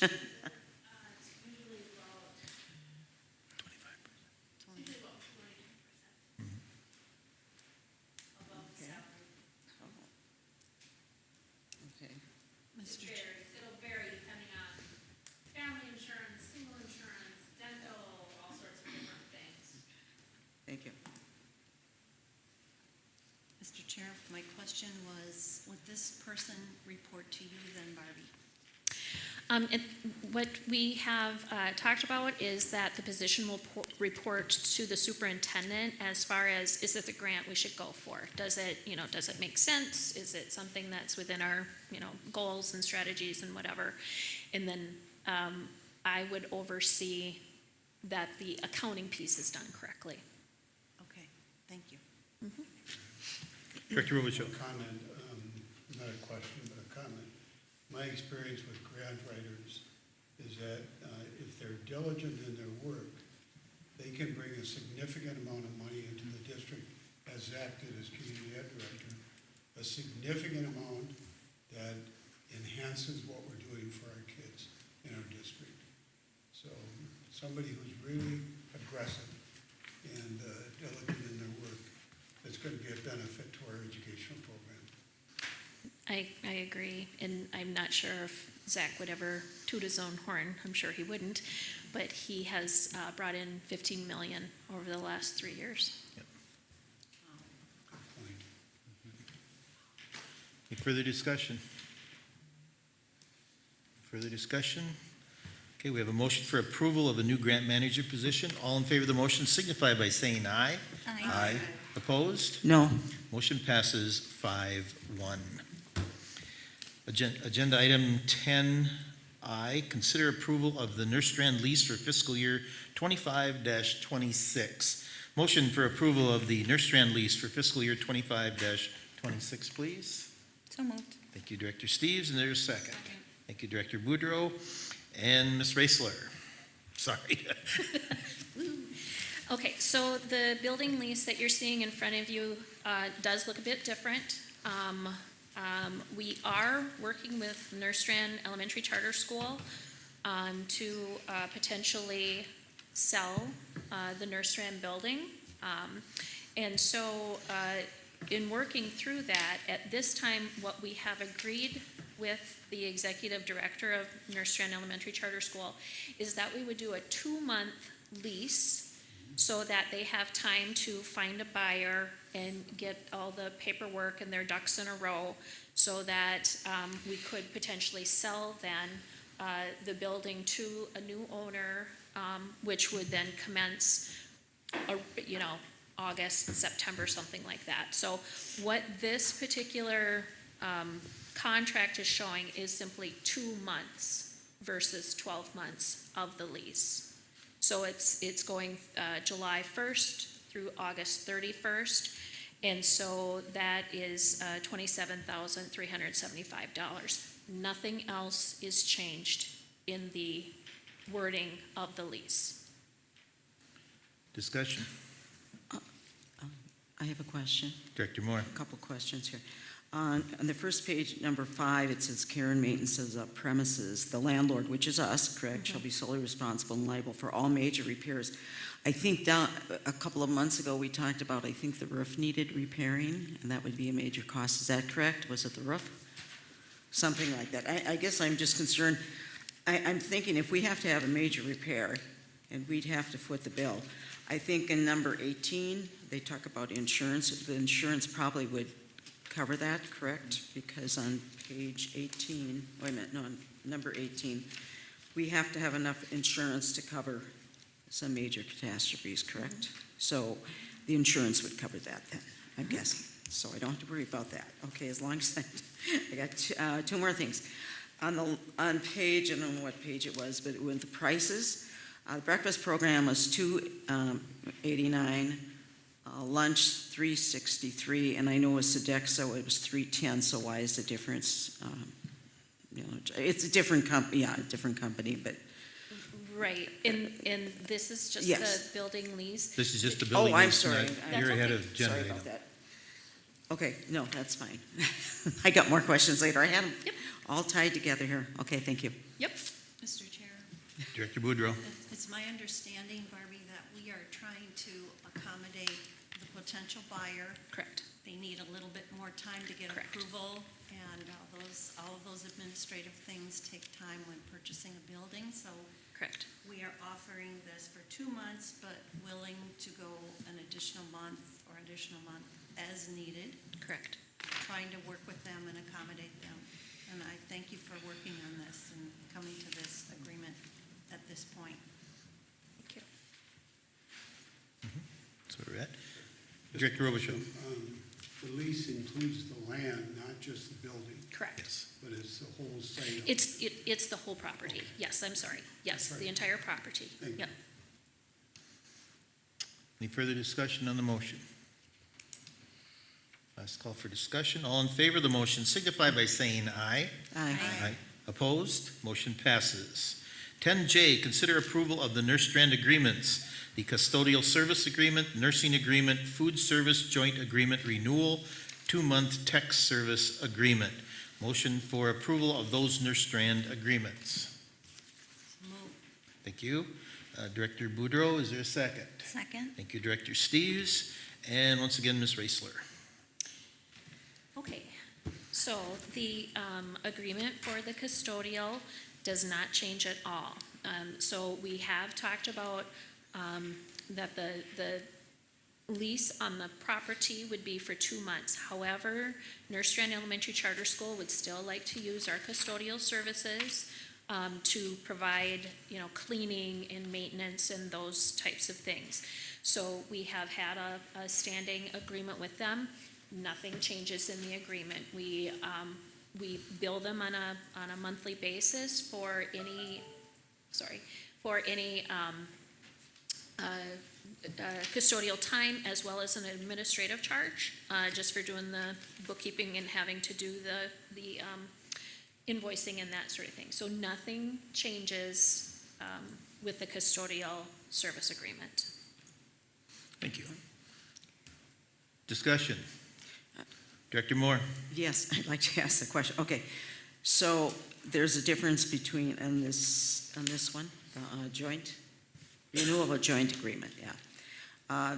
There was a difference, I guess it's 288, lunch is 362. I guess what is the difference? It's just because of the different services, or? Right, when we get to that, yep. Yeah. Yep. Oh, you haven't gotten I'm to that sorry, yet. Okay, I'm sorry. This is just But the this is just a custodial. joint, okay. I'm sorry, This is just for custodial. No, I have no questions on that one. okay. Further discussion? Okay. Further discussion? All in favor of the motion signify by saying aye. Aye. Opposed? Motion passes.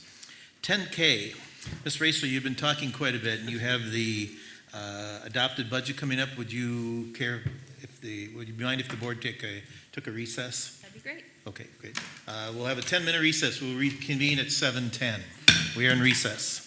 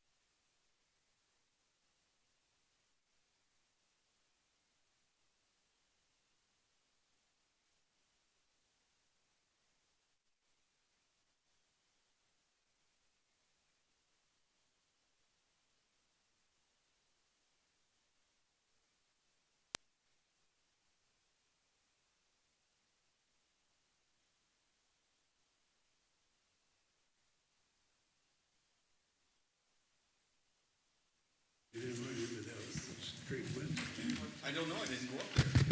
I went south. Richie. Thank you. We'll come out of the break here, the recess, and now head into agenda item 10K, which is consider approval of fiscal year 25-26 school year adopted budget. Is there a motion for approval of the fiscal year 25-26 school year adopted budget? So moved. Thank you. I'll give that to Director Boudreau, a second by Director Robichaud. And discussion, I'll turn it over to you, Ms. Raisler. Thank you. The budget book information is included in the agenda, and I'll just kind of hit some of the highlights that's included here, and we'll hopefully get through this without any, without too much confusion. All right, so the first page that we're showing is just indicating our school board and our district administration. And the third page basically does the same, indicating our school administration at each of our sites and at some of the different programs that we run. The next page kind of gets into some of the highlights of what I'd like to focus on in the general fund. So on page 4, we are talking about the general fund in particular as a whole. So in our revenues, I am projecting our average daily membership. That's what we get our funding on, is the average daily membership. I'm projecting that to be 3,057. So what is included in here is a decrease actually of our enrollment if nothing would have changed. But we have picked up some students from the STEM charter school that closed.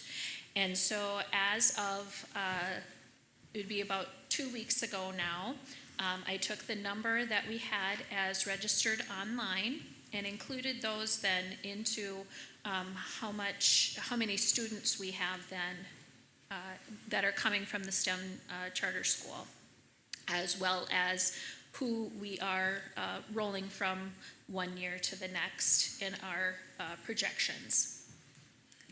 The second item talks about the basic general ed funding formula, and so that is now at 2.74%. We did find out in February, which is new due to legislation from 2023. We do get to find out now earlier rather than later what that percentage increase will be to the gen ed formula. And so for fiscal year 26, it's actually 2.74%. Most times it's going to be based on inflation with a cap of 3%. No, it's going to be based on the rate of inflation with a cap at 3%. And so we were aware of that going in. There is, in this budget, an increase of compensatory revenue. I'm being rather cautious because we have seen different indication that we may receive more in compensatory revenue, but as of the time of creating this budget, I chose to be somewhat conservative and only increased our compensatory revenue by $400,000 based on what it would have regularly been. We were going down to 6.8 million for our compensatory. What I'm showing is 7.2 million in the budget. You'll notice the asterisk there. And what I've stated is, while it's likely we'll get an additional $435,000 in compensatory revenue, confirmation of this has not yet been provided by MDE as of June 18th. And so I wanted to indicate on what you are approving to show that yes, we may get more, but I don't know that for sure when creating this budget, and so I chose to be conservative. We will see a decrease to state aid for the READ Act and those grants that they had provided, and that totals $236,122. So for fiscal year 25, we did receive 2 one-time amounts of state aid specifically for the READ Act, and those have been discontinued. We will also see a decrease in state aid for our special education transportation. As you may know, it was decided on, it was voted on, agreed, passed, that special education transportation would no longer be funded at 100%, but instead at 95%. So we're seeing a decrease in revenue there of $131,000. In the expenditure side, the board did approve earlier in the year budget reductions of $794,200 and approved enhancements of $520,800. The proposed and negotiated contract settlements, not just teachers but all of the contracts, we're showing an increase of almost, of $2,472,920. So that includes all contracts, not just the upcoming teachers. Transportation increase, our cost to Faribault transportation, that has to increase each year. It's a contracted service. So we're seeing an increase of approximately $425,000. And we will see a decrease to our long-term facility maintenance. Our goal is to increase our reserve there. So we're trying to decrease the amount that we're spending on long-term facility maintenance to ensure that we can get all of our projects done. So we do have our construction money for the HVAC projects, and we're going to use all that just in case. Kane wanted to be really conservative to ensure that we've got enough to get all of those done. So our long-term facility dollars can be used on HVAC, on windows, on carpeting, on, all, if you take your building and you turn it upside down, what doesn't fall out is LTFM. So we wanted to make sure that we had enough money to cover whatever costs may come up, as well as have a little reserve in case the HVAC projects, if we needed more than what we had bonded for. I hope that makes sense. So when all of that is taken into consideration, our unassigned fund balance is projected to be 6.9, almost 7 million, or 10.54% of the budgeted expenses. So our minimum fund balance for the undesignated is 9.5. More highlights going through each one of the different funds that we have. In the food service fund, we are actually now providing non-congregate meal opportunities this summer. So what a non-congregate meal is, it's for families who have children 18 and younger who need meals over the weekend. So currently we have sites available where families can come to get a lunch, students can come to get a lunch. What we're providing then, and that is Monday through Thursday when we have our summer STEAM programs going. So we have those open sites Monday through Thursday for those opportunities. What the non-congregate provides then are meals for Friday, Saturday, and Sunday. So anyone with kids 18 and under can come get a breakfast and a lunch for Friday, Saturday, Sunday. So it's essentially 6 meals, if you will. And so we're doing that in collaboration with the Community Action Council, and so that's where the meal pickup is being held this summer. This is the first time we've done it. So so far we've had over 300 meals on when we first opened, and again last Friday. So we hand out the meals on Friday, and they're good for Friday, Saturday, Sunday. We are providing summer meals then, as stated, at the high school, at Lincoln Elementary, and then we also provide meals on Fridays for our Kids World kids. We're using 5 different meal programs, and we talked a little bit about what each one of those is a little bit earlier tonight. The CACFP we didn't talk about, but that's like the child care one. So this is a program that helps anybody in the child care world, and so that's our Kids World. The CEP is a community eligibility program, and so that's anyone low income. And so that's another program that we use. Talk about our vended contract meals. Again, as stated for the FY25 budget, we continue to purposefully spend down the reserve so that we're meeting the requirements of MDE. We did get a letter stating that we had too much money in our reserve, which most districts in the state did. They are allowing us to use some of our food service money for different purposes, such as we can now buy lunchroom tables with our food service dollars, where before we couldn't, we had to use general fund dollars. And we are going through a remodel at McKinley, as stated earlier. Most of the equipment that we're choosing to purchase should be done in this fiscal year 25, but we are hoping then that the project at McKinley will get that completed then in fiscal year 26. And I have sent in all of that information to MDE so they know that we have a plan to spend down our fund balance and how we're planning to do that. So that should be taken care of. In the community education fund, really the modifications are just very slight tweaks to, to include increase to salaries and benefits that come out of community ed for our early learners, as well as our adult learners, and then also some of the grants that we have. There will be some grants that are sunsetting and new ones that will be, or renewed ones.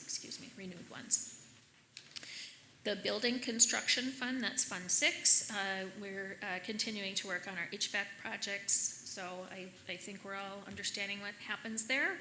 Debt service, that's just our bond principal and interest payments that are scheduled for the year. We've got a few different bonds that we continue to make interest payments on twice a year, and then principal payments are only made once a year on those outstanding bonds. Our internal service fund is our self-funded insurance, and so this is where we collect the insurance premiums, or our COBRA people pay us via invoice, and then we pay out the claims. As you may recall, we did have a 15% premium increase going into the new fiscal year. So that's you will see that in the budgeted data.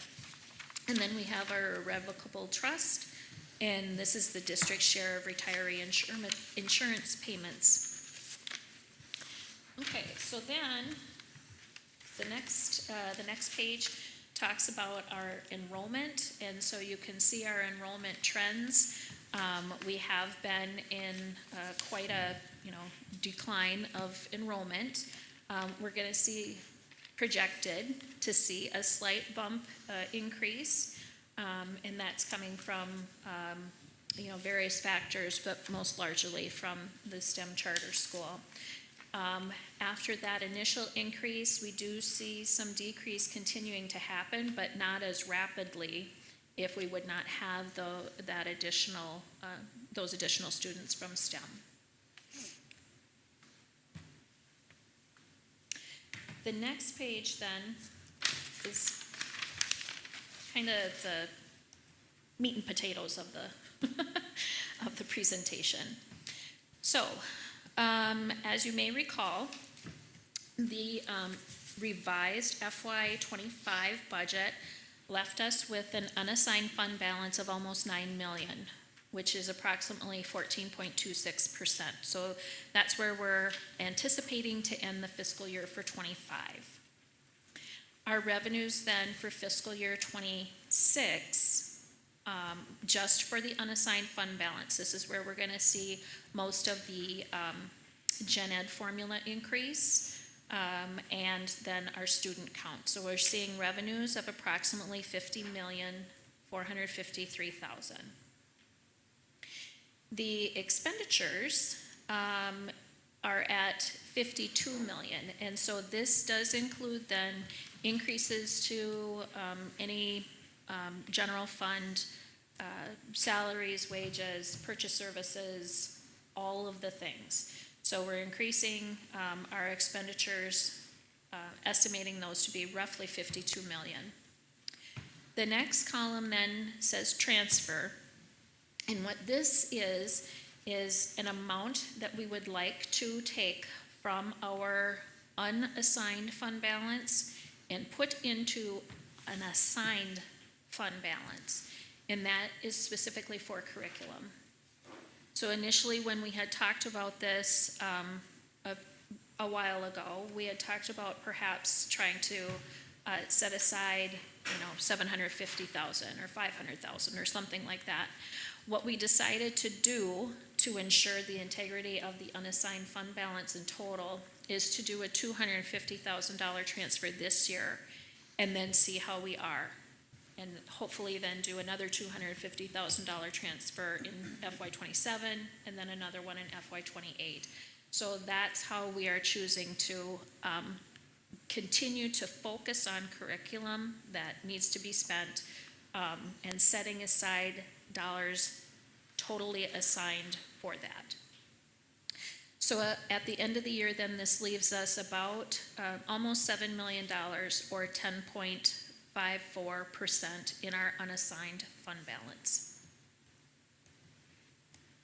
The following items then are restricted fund balance, so they have a specific purpose. So our student activities, we're anticipating that our revenues will actually exceed our expenditures. And so at the end of the year, we're hoping to have, at the end of '26, we're proposing or projecting that we'd have a fund balance of $113,000. Staff development, we are anticipating that our revenues will be $503,000 and our expenditures will be almost $500,000, leaving us a slight fund balance for staff development. Part of the reason that we would like to leave additional dollars in staff development is because of the READ Act. We know that there will be additional trainings needed, and we aren't confident how much we will receive in additional literacy aid to be able to pay for some of that READ Act. And so we do want to have a cushion of some sort to rely on. Our literacy incentive aid, this is not new. It's aid that we have received year over year, but because of the READ Act, we can now specifically use these dollars to assist with getting everyone up to speed with the READ Act, getting curriculum, training people, those different pieces. So we have another bucket to use for our literacy incentive aid. Our American Indian aid, last year was the first year that we received this. And so we are anticipating, we've already received how much we will expect to get, and that is $48,500, and we anticipate that we'll spend all of that. This year it was $42,500. Our operating capital, so this includes any types of equipment. It can include some salaries and wages. It includes different projects that the sites might want to do, big ticket items, if you will. That's what the operating capital is. So again, we're trying to be somewhat conservative with our operating capital to also assist with long-term facility maintenance needs, because our long-term facility maintenance reserve is not real strong. So we wanted to be able to capture another bucket that may be able to help with that area. Learning and development is usually an in and an out, so we don't, we don't anticipate that we'll have much of anything of a fund balance at the end of fiscal year '26, and so that's used for different types of trainings and those pieces. Our area learning center is actually we split it into two different categories. One is the area learning center itself, and the other is targeted services. So our area learning center, the revenues that we receive from the ALC are not keeping pace with the costs of the ALC. And that, multiple factors there. It could be staffing, it could be, supplies, it could be whatever. So we do have a fund balance there, but at the end of '26, we're not anticipating that we will. So that's an area that we'll want to look at. And then we also have our targeted services. Targeted services are extended year, not special ed, but it's in addition to additional time after school for specific kids that might need some assistance with whatever area of learning that they might be falling behind on. And it also includes our summer school needs as well. So there we are seeing that our fund balance will be about 50,000 at the end of the fiscal year. English learner support aid, we are anticipating that we'll be spending all that we receive there, and we do multiple programs with that. Anything, with helping with English learning in any aspect. So it's spent at all grade levels and in multiple areas to assist those students who need assistance. Basic skills, that's compensatory. So what you're seeing in basic skills is essentially we're going to start the year off negative, and we can't, so we'll zero that out through audit entries and those different kinds of things. Our revenue, as I stated, we are anticipating to get another $400,000 here. So hopefully that comes to fruition where we're able to put that into the budget. And then our expenditures, we are spending all that we can out of the compensatory that we have, because if we have a negative balance, it has to be taken out of the unassigned. So that just kind of takes up the difference. School library aid, currently we have a fund balance there. The amount that we're going to get is actually decreasing from the prior year, so we'll get $34,980, and we anticipate to spend all of that. It's really quite easy to spend that. We can spend it on people or supplies or whatever. Achievement and integration, we're anticipating to get about $793,000 and spend $722,000. Elizabeth Daniels is the one that works heavily with this, and so she and I spent a lot of time deciding what are initiatives for achievement and integration, and how can we best spend those dollars, and what areas do they work best in. Safe Schools Levy. Currently our Safe Schools Levy, what we take out of here is like our school resource officer, and then any type of surveillance cameras and those kinds of things. We try and take use up all of those funds for that purpose. My guess is that we actually will not have, now that a month has gone by since we did the revised budget, I don't anticipate that we'll have any dollars left in the Safe Schools Levy going into the new fiscal year. So I'm just anticipating that whatever we have in revenues, we'll have in expenditures as well. Then we have literacy aid. And we did receive an amount in between when we approved the revised budget to today. So we did receive $124,000, so we can actually keep that in a reserve to use for REDAC purposes, whatever purpose we want. We can use it for curriculum, we can use it for teaching, we can use it for personnel, however we would like. The next one then is teacher compensation for REDAC. This is specifically for teachers only, and it's to train them for the REDAC. So we can't use it on paraprofessionals as an example. It has to be on teachers. Long-term facility maintenance, we talked about that, how Kane, we're trying to be as conservative as possible. Kane is doing a great job of really tailoring down what it is that we need to do for projects in the new fiscal year. We have moved some projects that we were thinking we would do this year into next year. What we would do in fiscal year 26 into fiscal year 27, just to have that reserve. If we find that, we're gonna be fine with our HVAC projects, there's no need to keep, squirreling money away, we can do some of those projects, or at least start them, so that we, get more completed over the summer months. Student support personnel, school aid, this is for, any type of supports that we do for our students. What it was initially to do is it was aid given to us if we hired a new person. So it was, It wasn't an increase. So it's the same concepts. We're gonna give you this much, but you have to have a new person. So, there's no additional dollars there. And then medical assistance, we're estimating that to be 700,000, both in expenditures and revenues.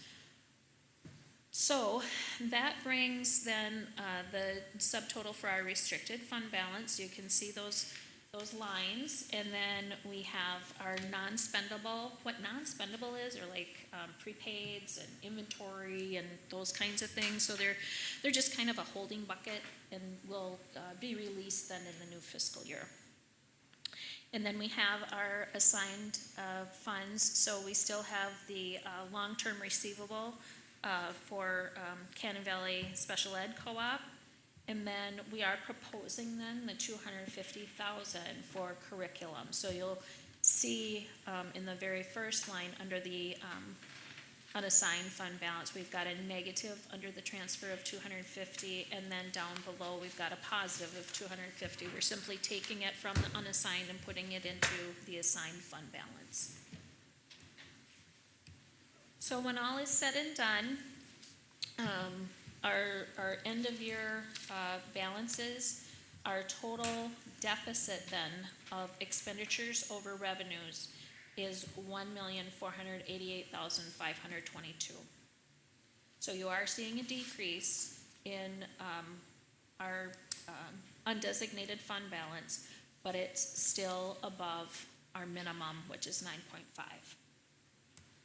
So that is the general fund.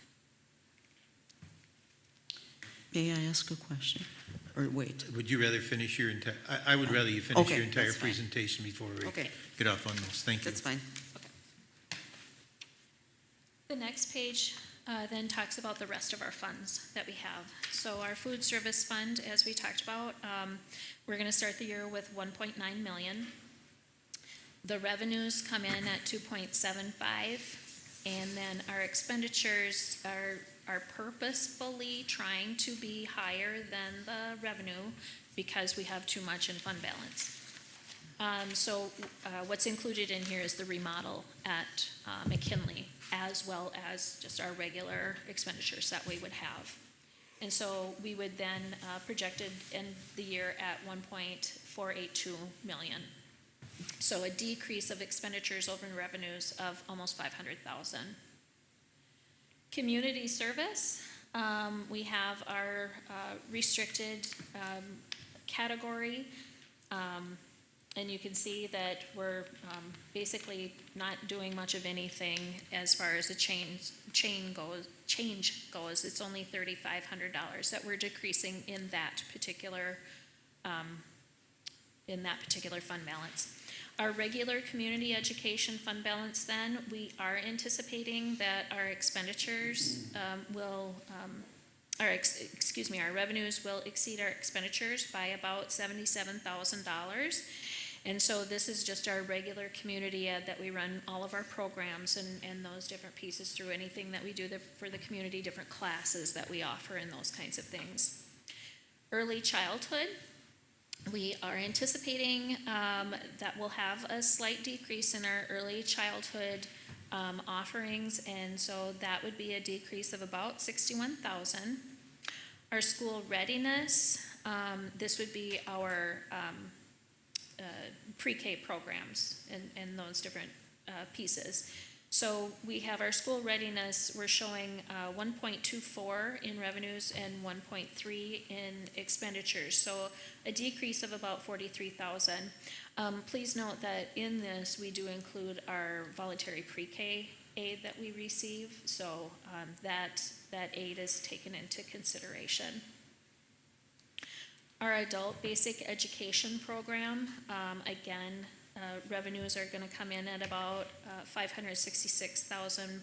Expenditures will be over those by about 30,000. So the total of our restricted, we do anticipate that will go down about 57,000 in total, with expenditures exceeding revenues.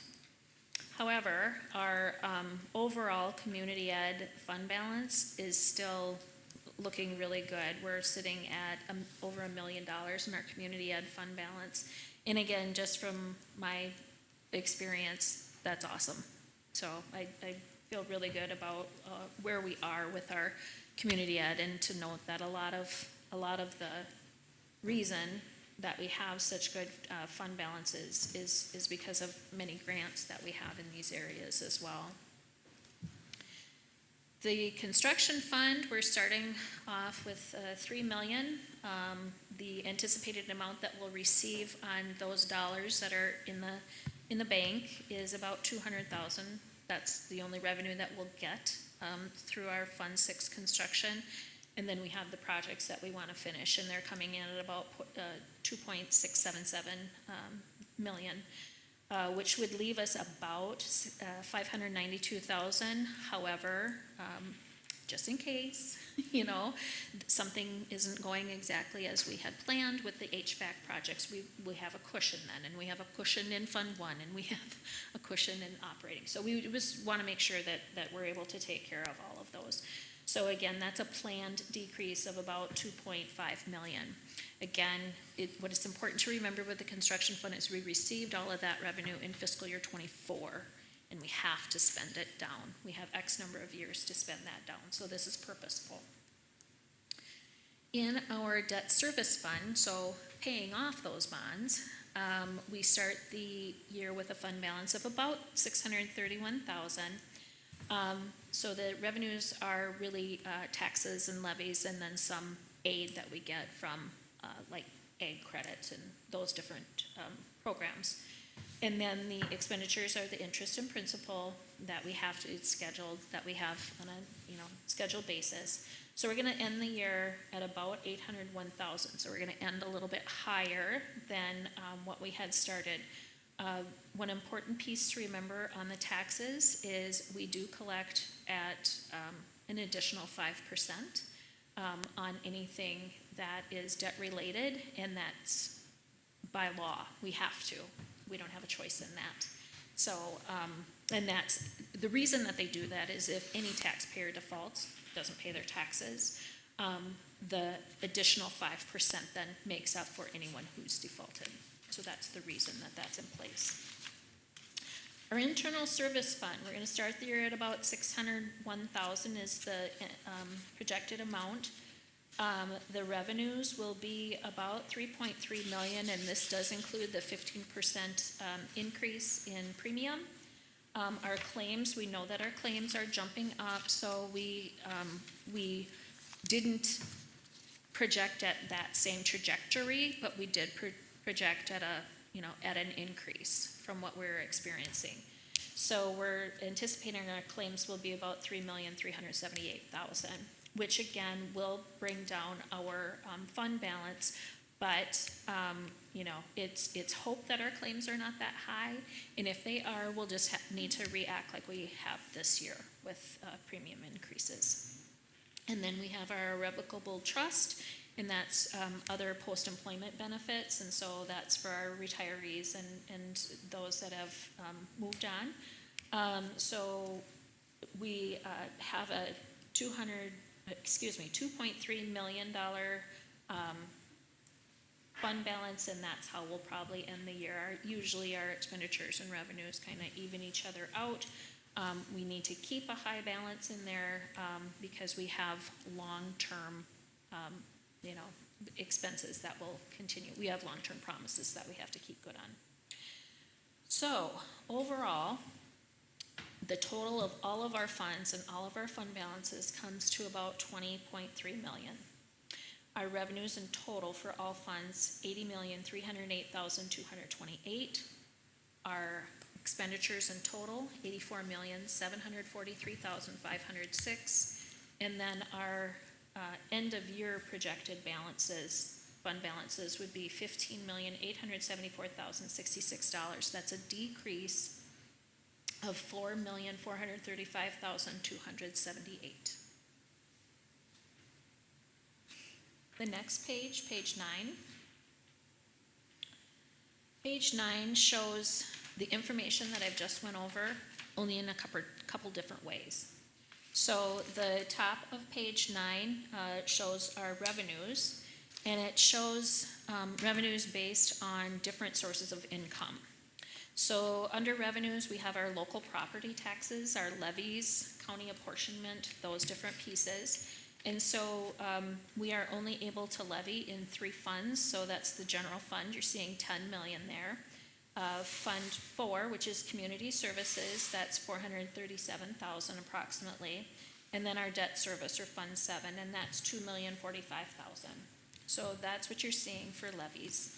Then we have other local and county type of revenues. And so that includes any type of registration fees and miscellaneous interest, donations, anything like that is included here. Any miscellaneous from the county as well. So you're seeing each of the funds with their local and county. That total amount is $8,015,388. Then we have our state sources, so our state aid pieces, and we're seeing that for general fund, food service, community service, and our debt service. So any type of state aid or grant that we would have, and it's aid, you're seeing that at about 53.7 million, and the vast majority of our revenue does come from the state. Then we have our federal resources, and that's almost $6 million. So the main driver of this would be in our food service, because we do get federally funded reimbursements for food service. And then we have, some grants in our community education, and then also grants and different federal resources such as special ed and those types of things coming in on our general fund. So the total of our revenues then equals what we saw on the previous page at $80,308,228. Our expenditures then are broken out by program type. So administration is only in Fund 1, and there we're seeing 2.5 million. Direct support services, so that would be people like me, people in the business office and HR and those different places. That's coming in at 2.1 million. And then our regular instruction, that's where we spend the lion's share of our dollars, which we should, since we're a school district. So that's coming in at roughly 26 million. And then we have our vocational education, so those different CTE programs, that's coming in at 658,726. Special education programs, that is 17 million. Community education is 5.3 million. Instructional support services, so that would be like tech and library and curriculum, some of those areas. That's 5.6 million. Pupil support services, this would be anything in food service, transportation, also some like social work and those different kinds of things come out of the pupil support services. And so for Fund 1, that's about 7.2 million. Food service is 3.2 million. And the community ed is 128,000. Sites and buildings, that's our maintenance. So what we're seeing in any large construction type of projects.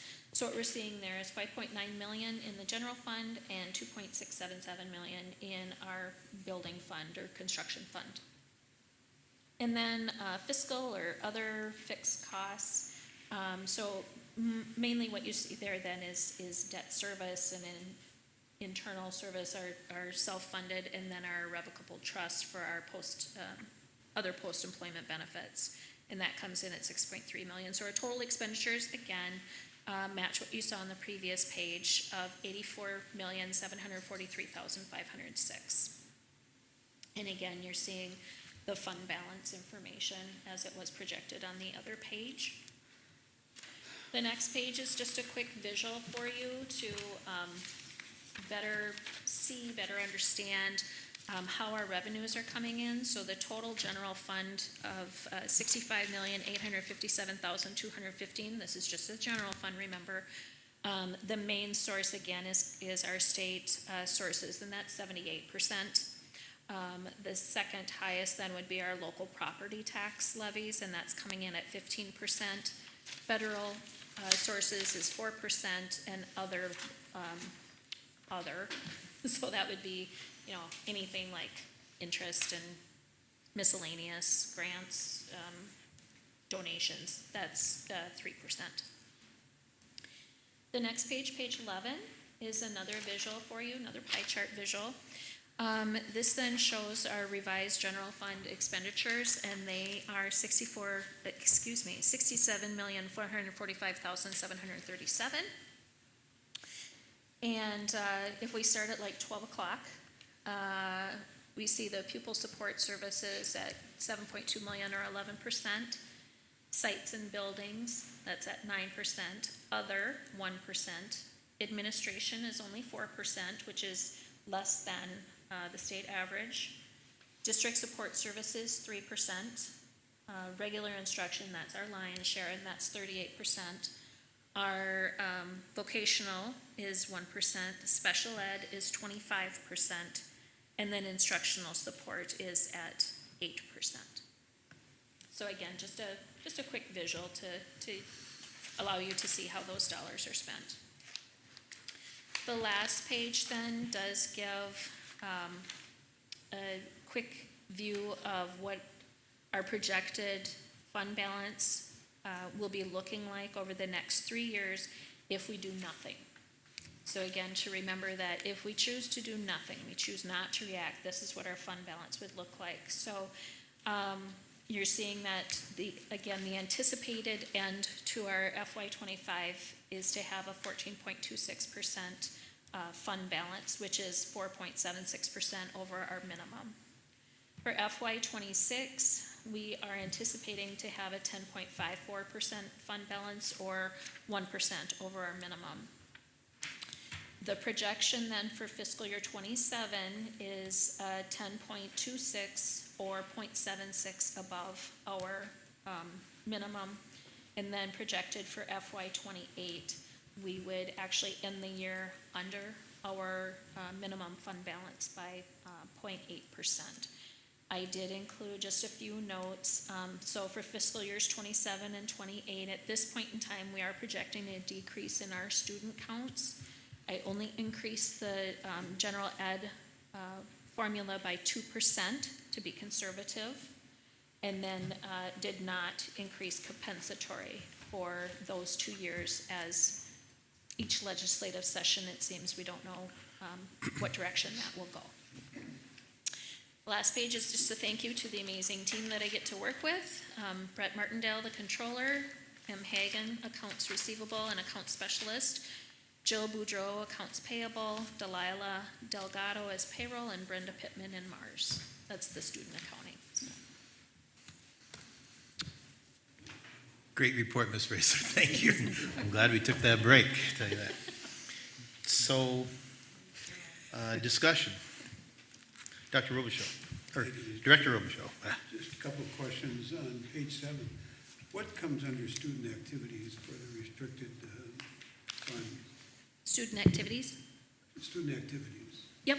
So our student activities are any organization that is run by the students, for the students. Okay. So it would be any club that they might have that's actually been designated to be an actual student activity. So like student council, as an example. Go to the student advisor.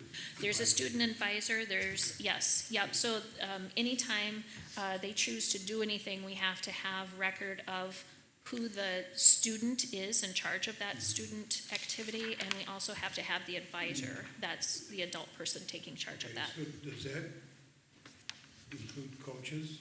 No, no, That's separate. coaches is totally separate from that, yes, Right.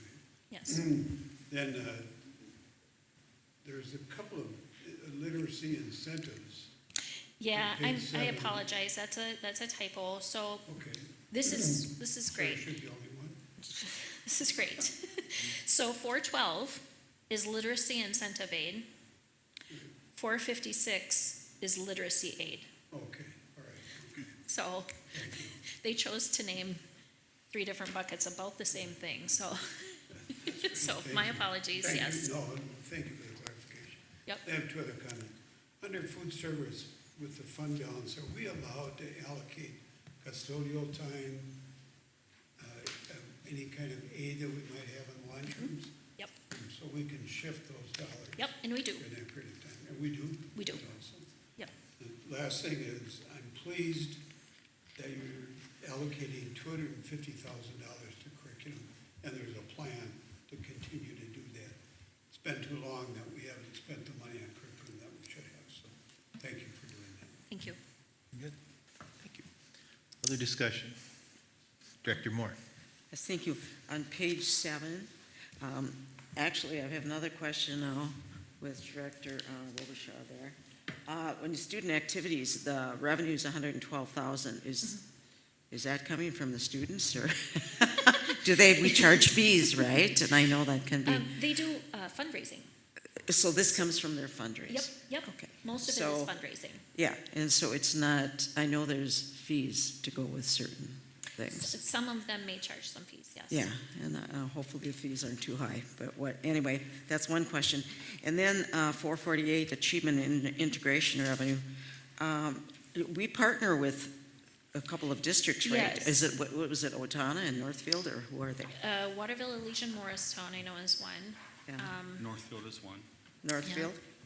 and TCU, Thank Tri-City you. United. Thank you. Tri-City, okay, thank you. Let's see, actually, you answered one of my questions. On page 11 now, with administration, 4%, does that include principals and assistant principals? Yep. And that too, that's it, principals and assistant principals, okay, thank you. Further discussion on the motion to approve the fiscal year 25-26 school year adopted budget. So we have declining enrollment, and we do have rising expenditures, it seems every year, right? Yep.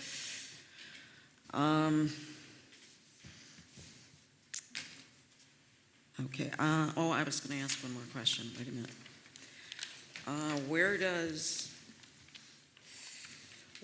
Excuse me, on page 7, where does our online program fit in there?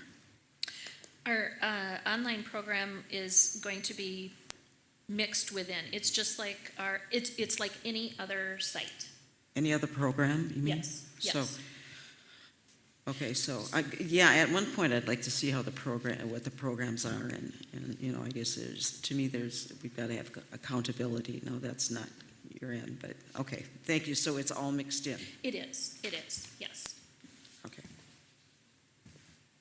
So, in other words, I don't know what programs are being, how much money per program, correct? Like with the online or anything like that?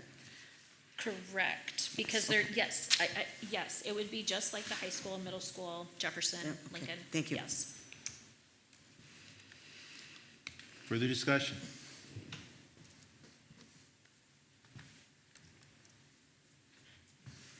Last call for discussion. Hearing none. All in favor of the motion to approve the fiscal year 25-26 school year adopted budget signify by saying aye. Aye.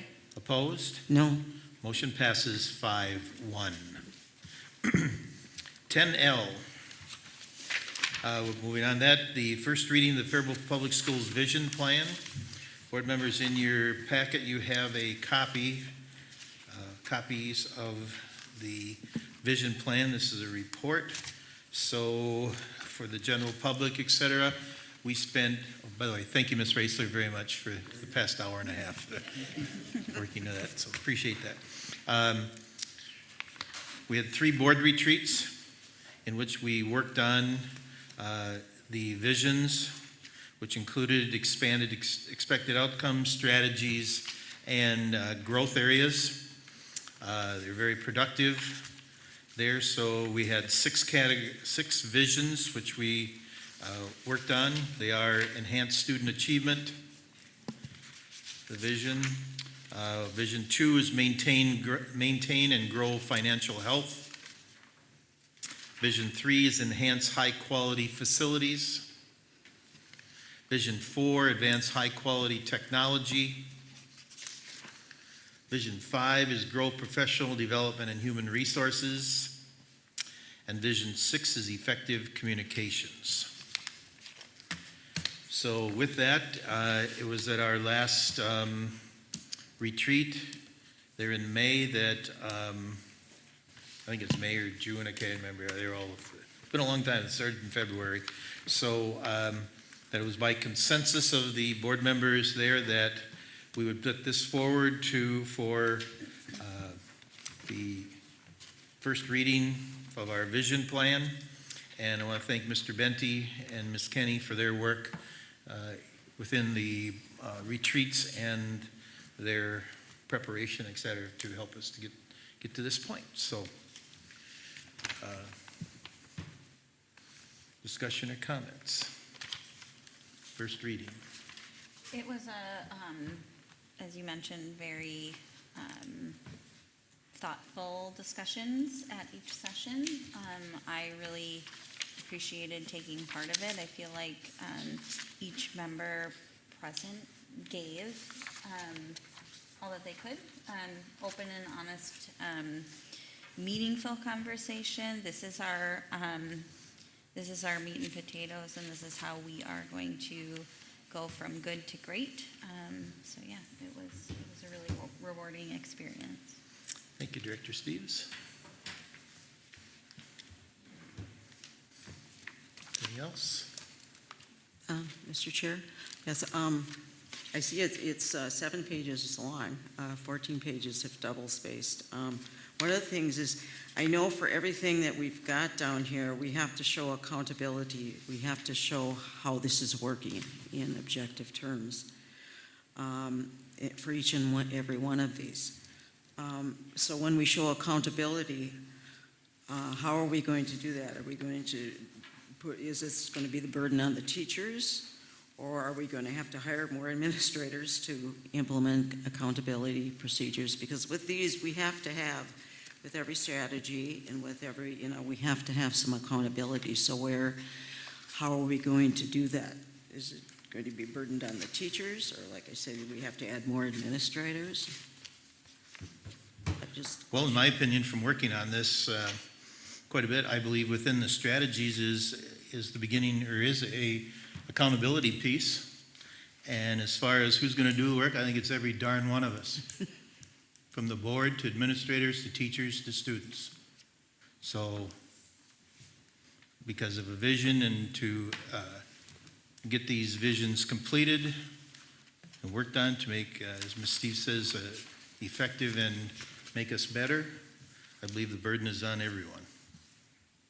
So and Mr. Benty, if you wish to comment, false accountability, I believe it's the strategy within it, and I believe your staffing is there to do it, in my opinion.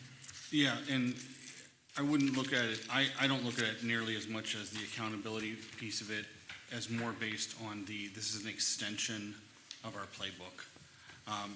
It shows where we're going to spend our time, our money, and our energies, and where and what it is we're going to focus in on based on what our needs are, instead of just kind of chasing the new thing that's out there. So to me, this is the vision plan is one of the most important documents that a district can have, because it really narrows your focus and says, these are the areas over the next 5 to 7 years that we're really going to focus on. Because it's been, I believe, about 7, maybe 8 years since this was last looked at. Maybe more. Maybe even a little bit more. So I think that it's always amazing to update this and say, what is it that we're still working on versus what is new that we need to focus on. So for me, this is more when I sit down and I look at the direction that the district is going, or potentially the direction that the district needs to go. I look at this document along with our playbook and say, okay, is this something that we should be, that we need to look at doing or not, if that makes sense. Anything else? Otherwise, this will be back for our second reading for approval in the July 21st business meeting. Here. Okay. Moving on to 10M, first reading of mission statement, and that's me also. I have sent you a memo in board book here. At the June 12th, I guess it was June 12th, 2025 retreat, possible mission statements were reviewed and discussed. Consensus was reached by board members at that meeting on a potential new mission statement, which is as follows. Faribault Public Schools strives to elevate and empower each student, every family, and our entire community to achieve their full potential. Every Falcon, every day. I know I have visited with a couple of you about possible tweaking words or word switches here. So I'll just open that up for a couple of thoughts here to derive these from. I see I've really stimulated everyone with this, so. Mr. Chair, Director Boudreau. I don't know who or why or what proposed tweaks you mentioned. So you care to raise the issue? So one of mine was to strike strives and have it read, Faribault Public Schools elevates and empowers each student, every family, and our entire community to achieve their full potential, every Falcon, every day. So that was just one example of. I'm sorry, would you repeat that? How's that different? Thank you. I'm not in love with the word strives. Strives for me insinuates that we don't empower and elevate every student all the time. And in my opinion, striking that and making a little bit more aggressive is the wrong word, firm in our elevation and empowering each student would just be mine. But I can be okay with this one as well. Well, Mr. Chair, I didn't know the word strive was in there. It's right here. Reading the number one Oh, I'm going off the, yeah, of the possibilities, so. yes. Okay. No, we switched that at the retreat, or did. And at some point, when Ms. Steves mentioned that, I worked on, and believe me, I'm not a wordsmith whatsoever.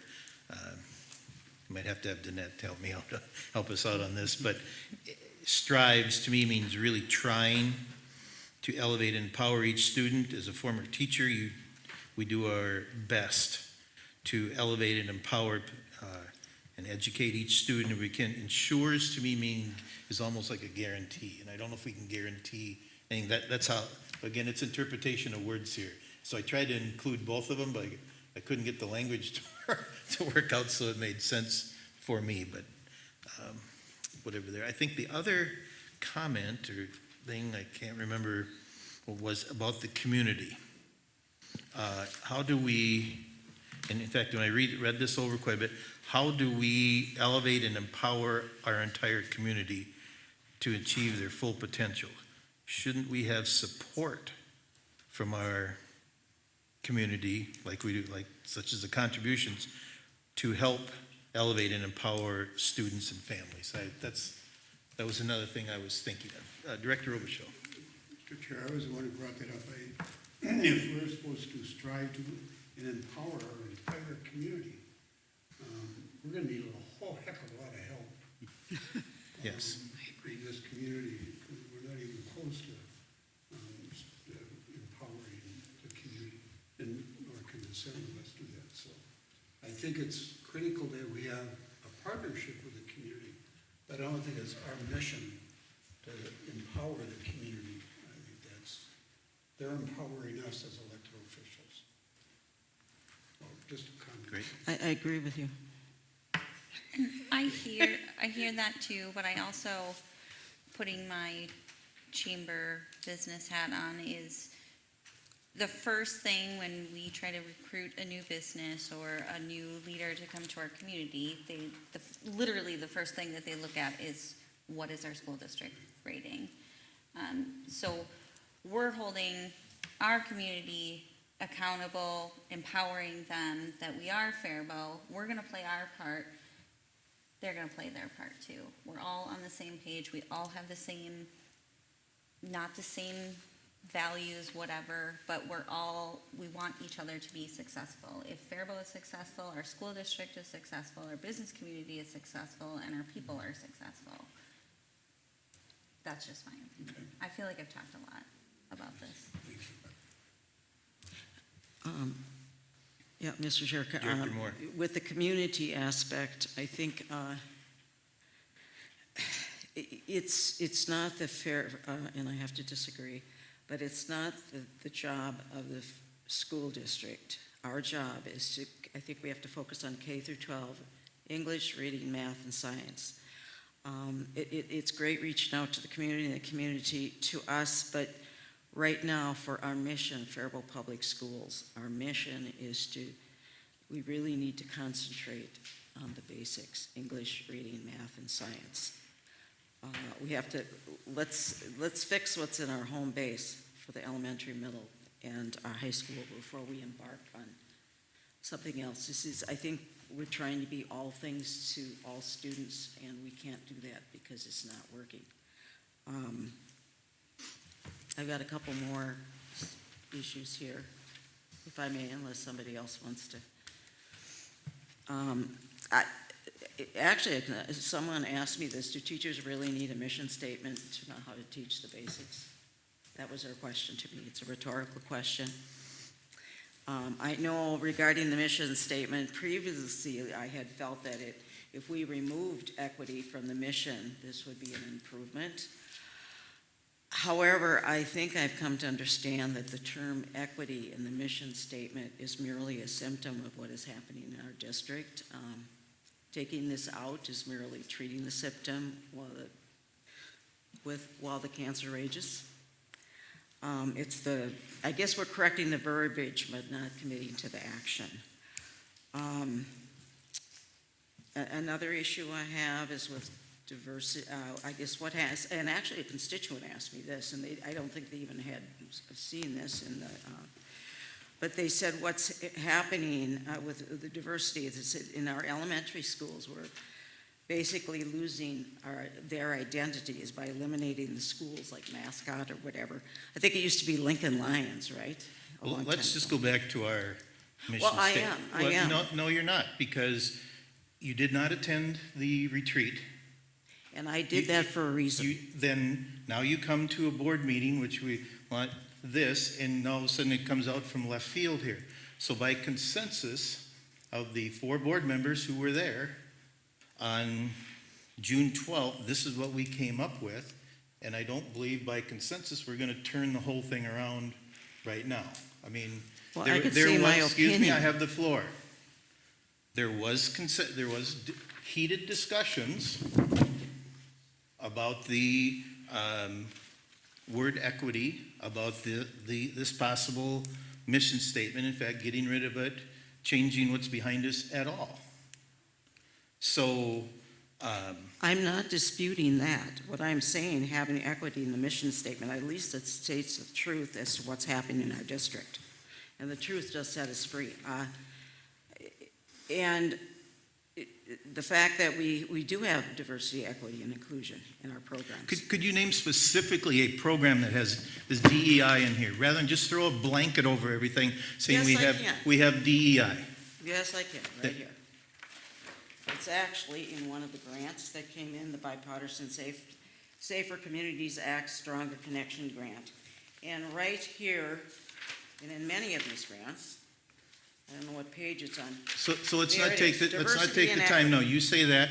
Let's not take the time now. You and Mr. Benty and I will meet and we'll go over specifically what you're saying, rather than saying, throwing out the disclaimer, everyone, we have DEI in the district, the sky is falling, et cetera. I want to get back to the potential new mission statement here in these words. What I'm saying is, I guess some of someone had said to me, we need to take out equity. Well, I thought, actually, we should, but it's actually, we're applying we're applying the verbiage and we're not doing the action. Then we shouldn't change the thing up here.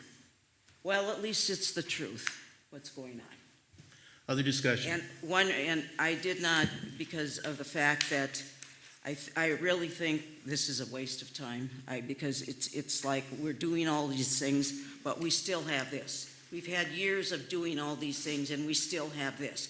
And we can have anecdotal evidence that there's one or two students are doing fine or everything, but this is the reality, this is facts. And I keep asking, anything we are doing, is this affecting achievement levels? And it isn't.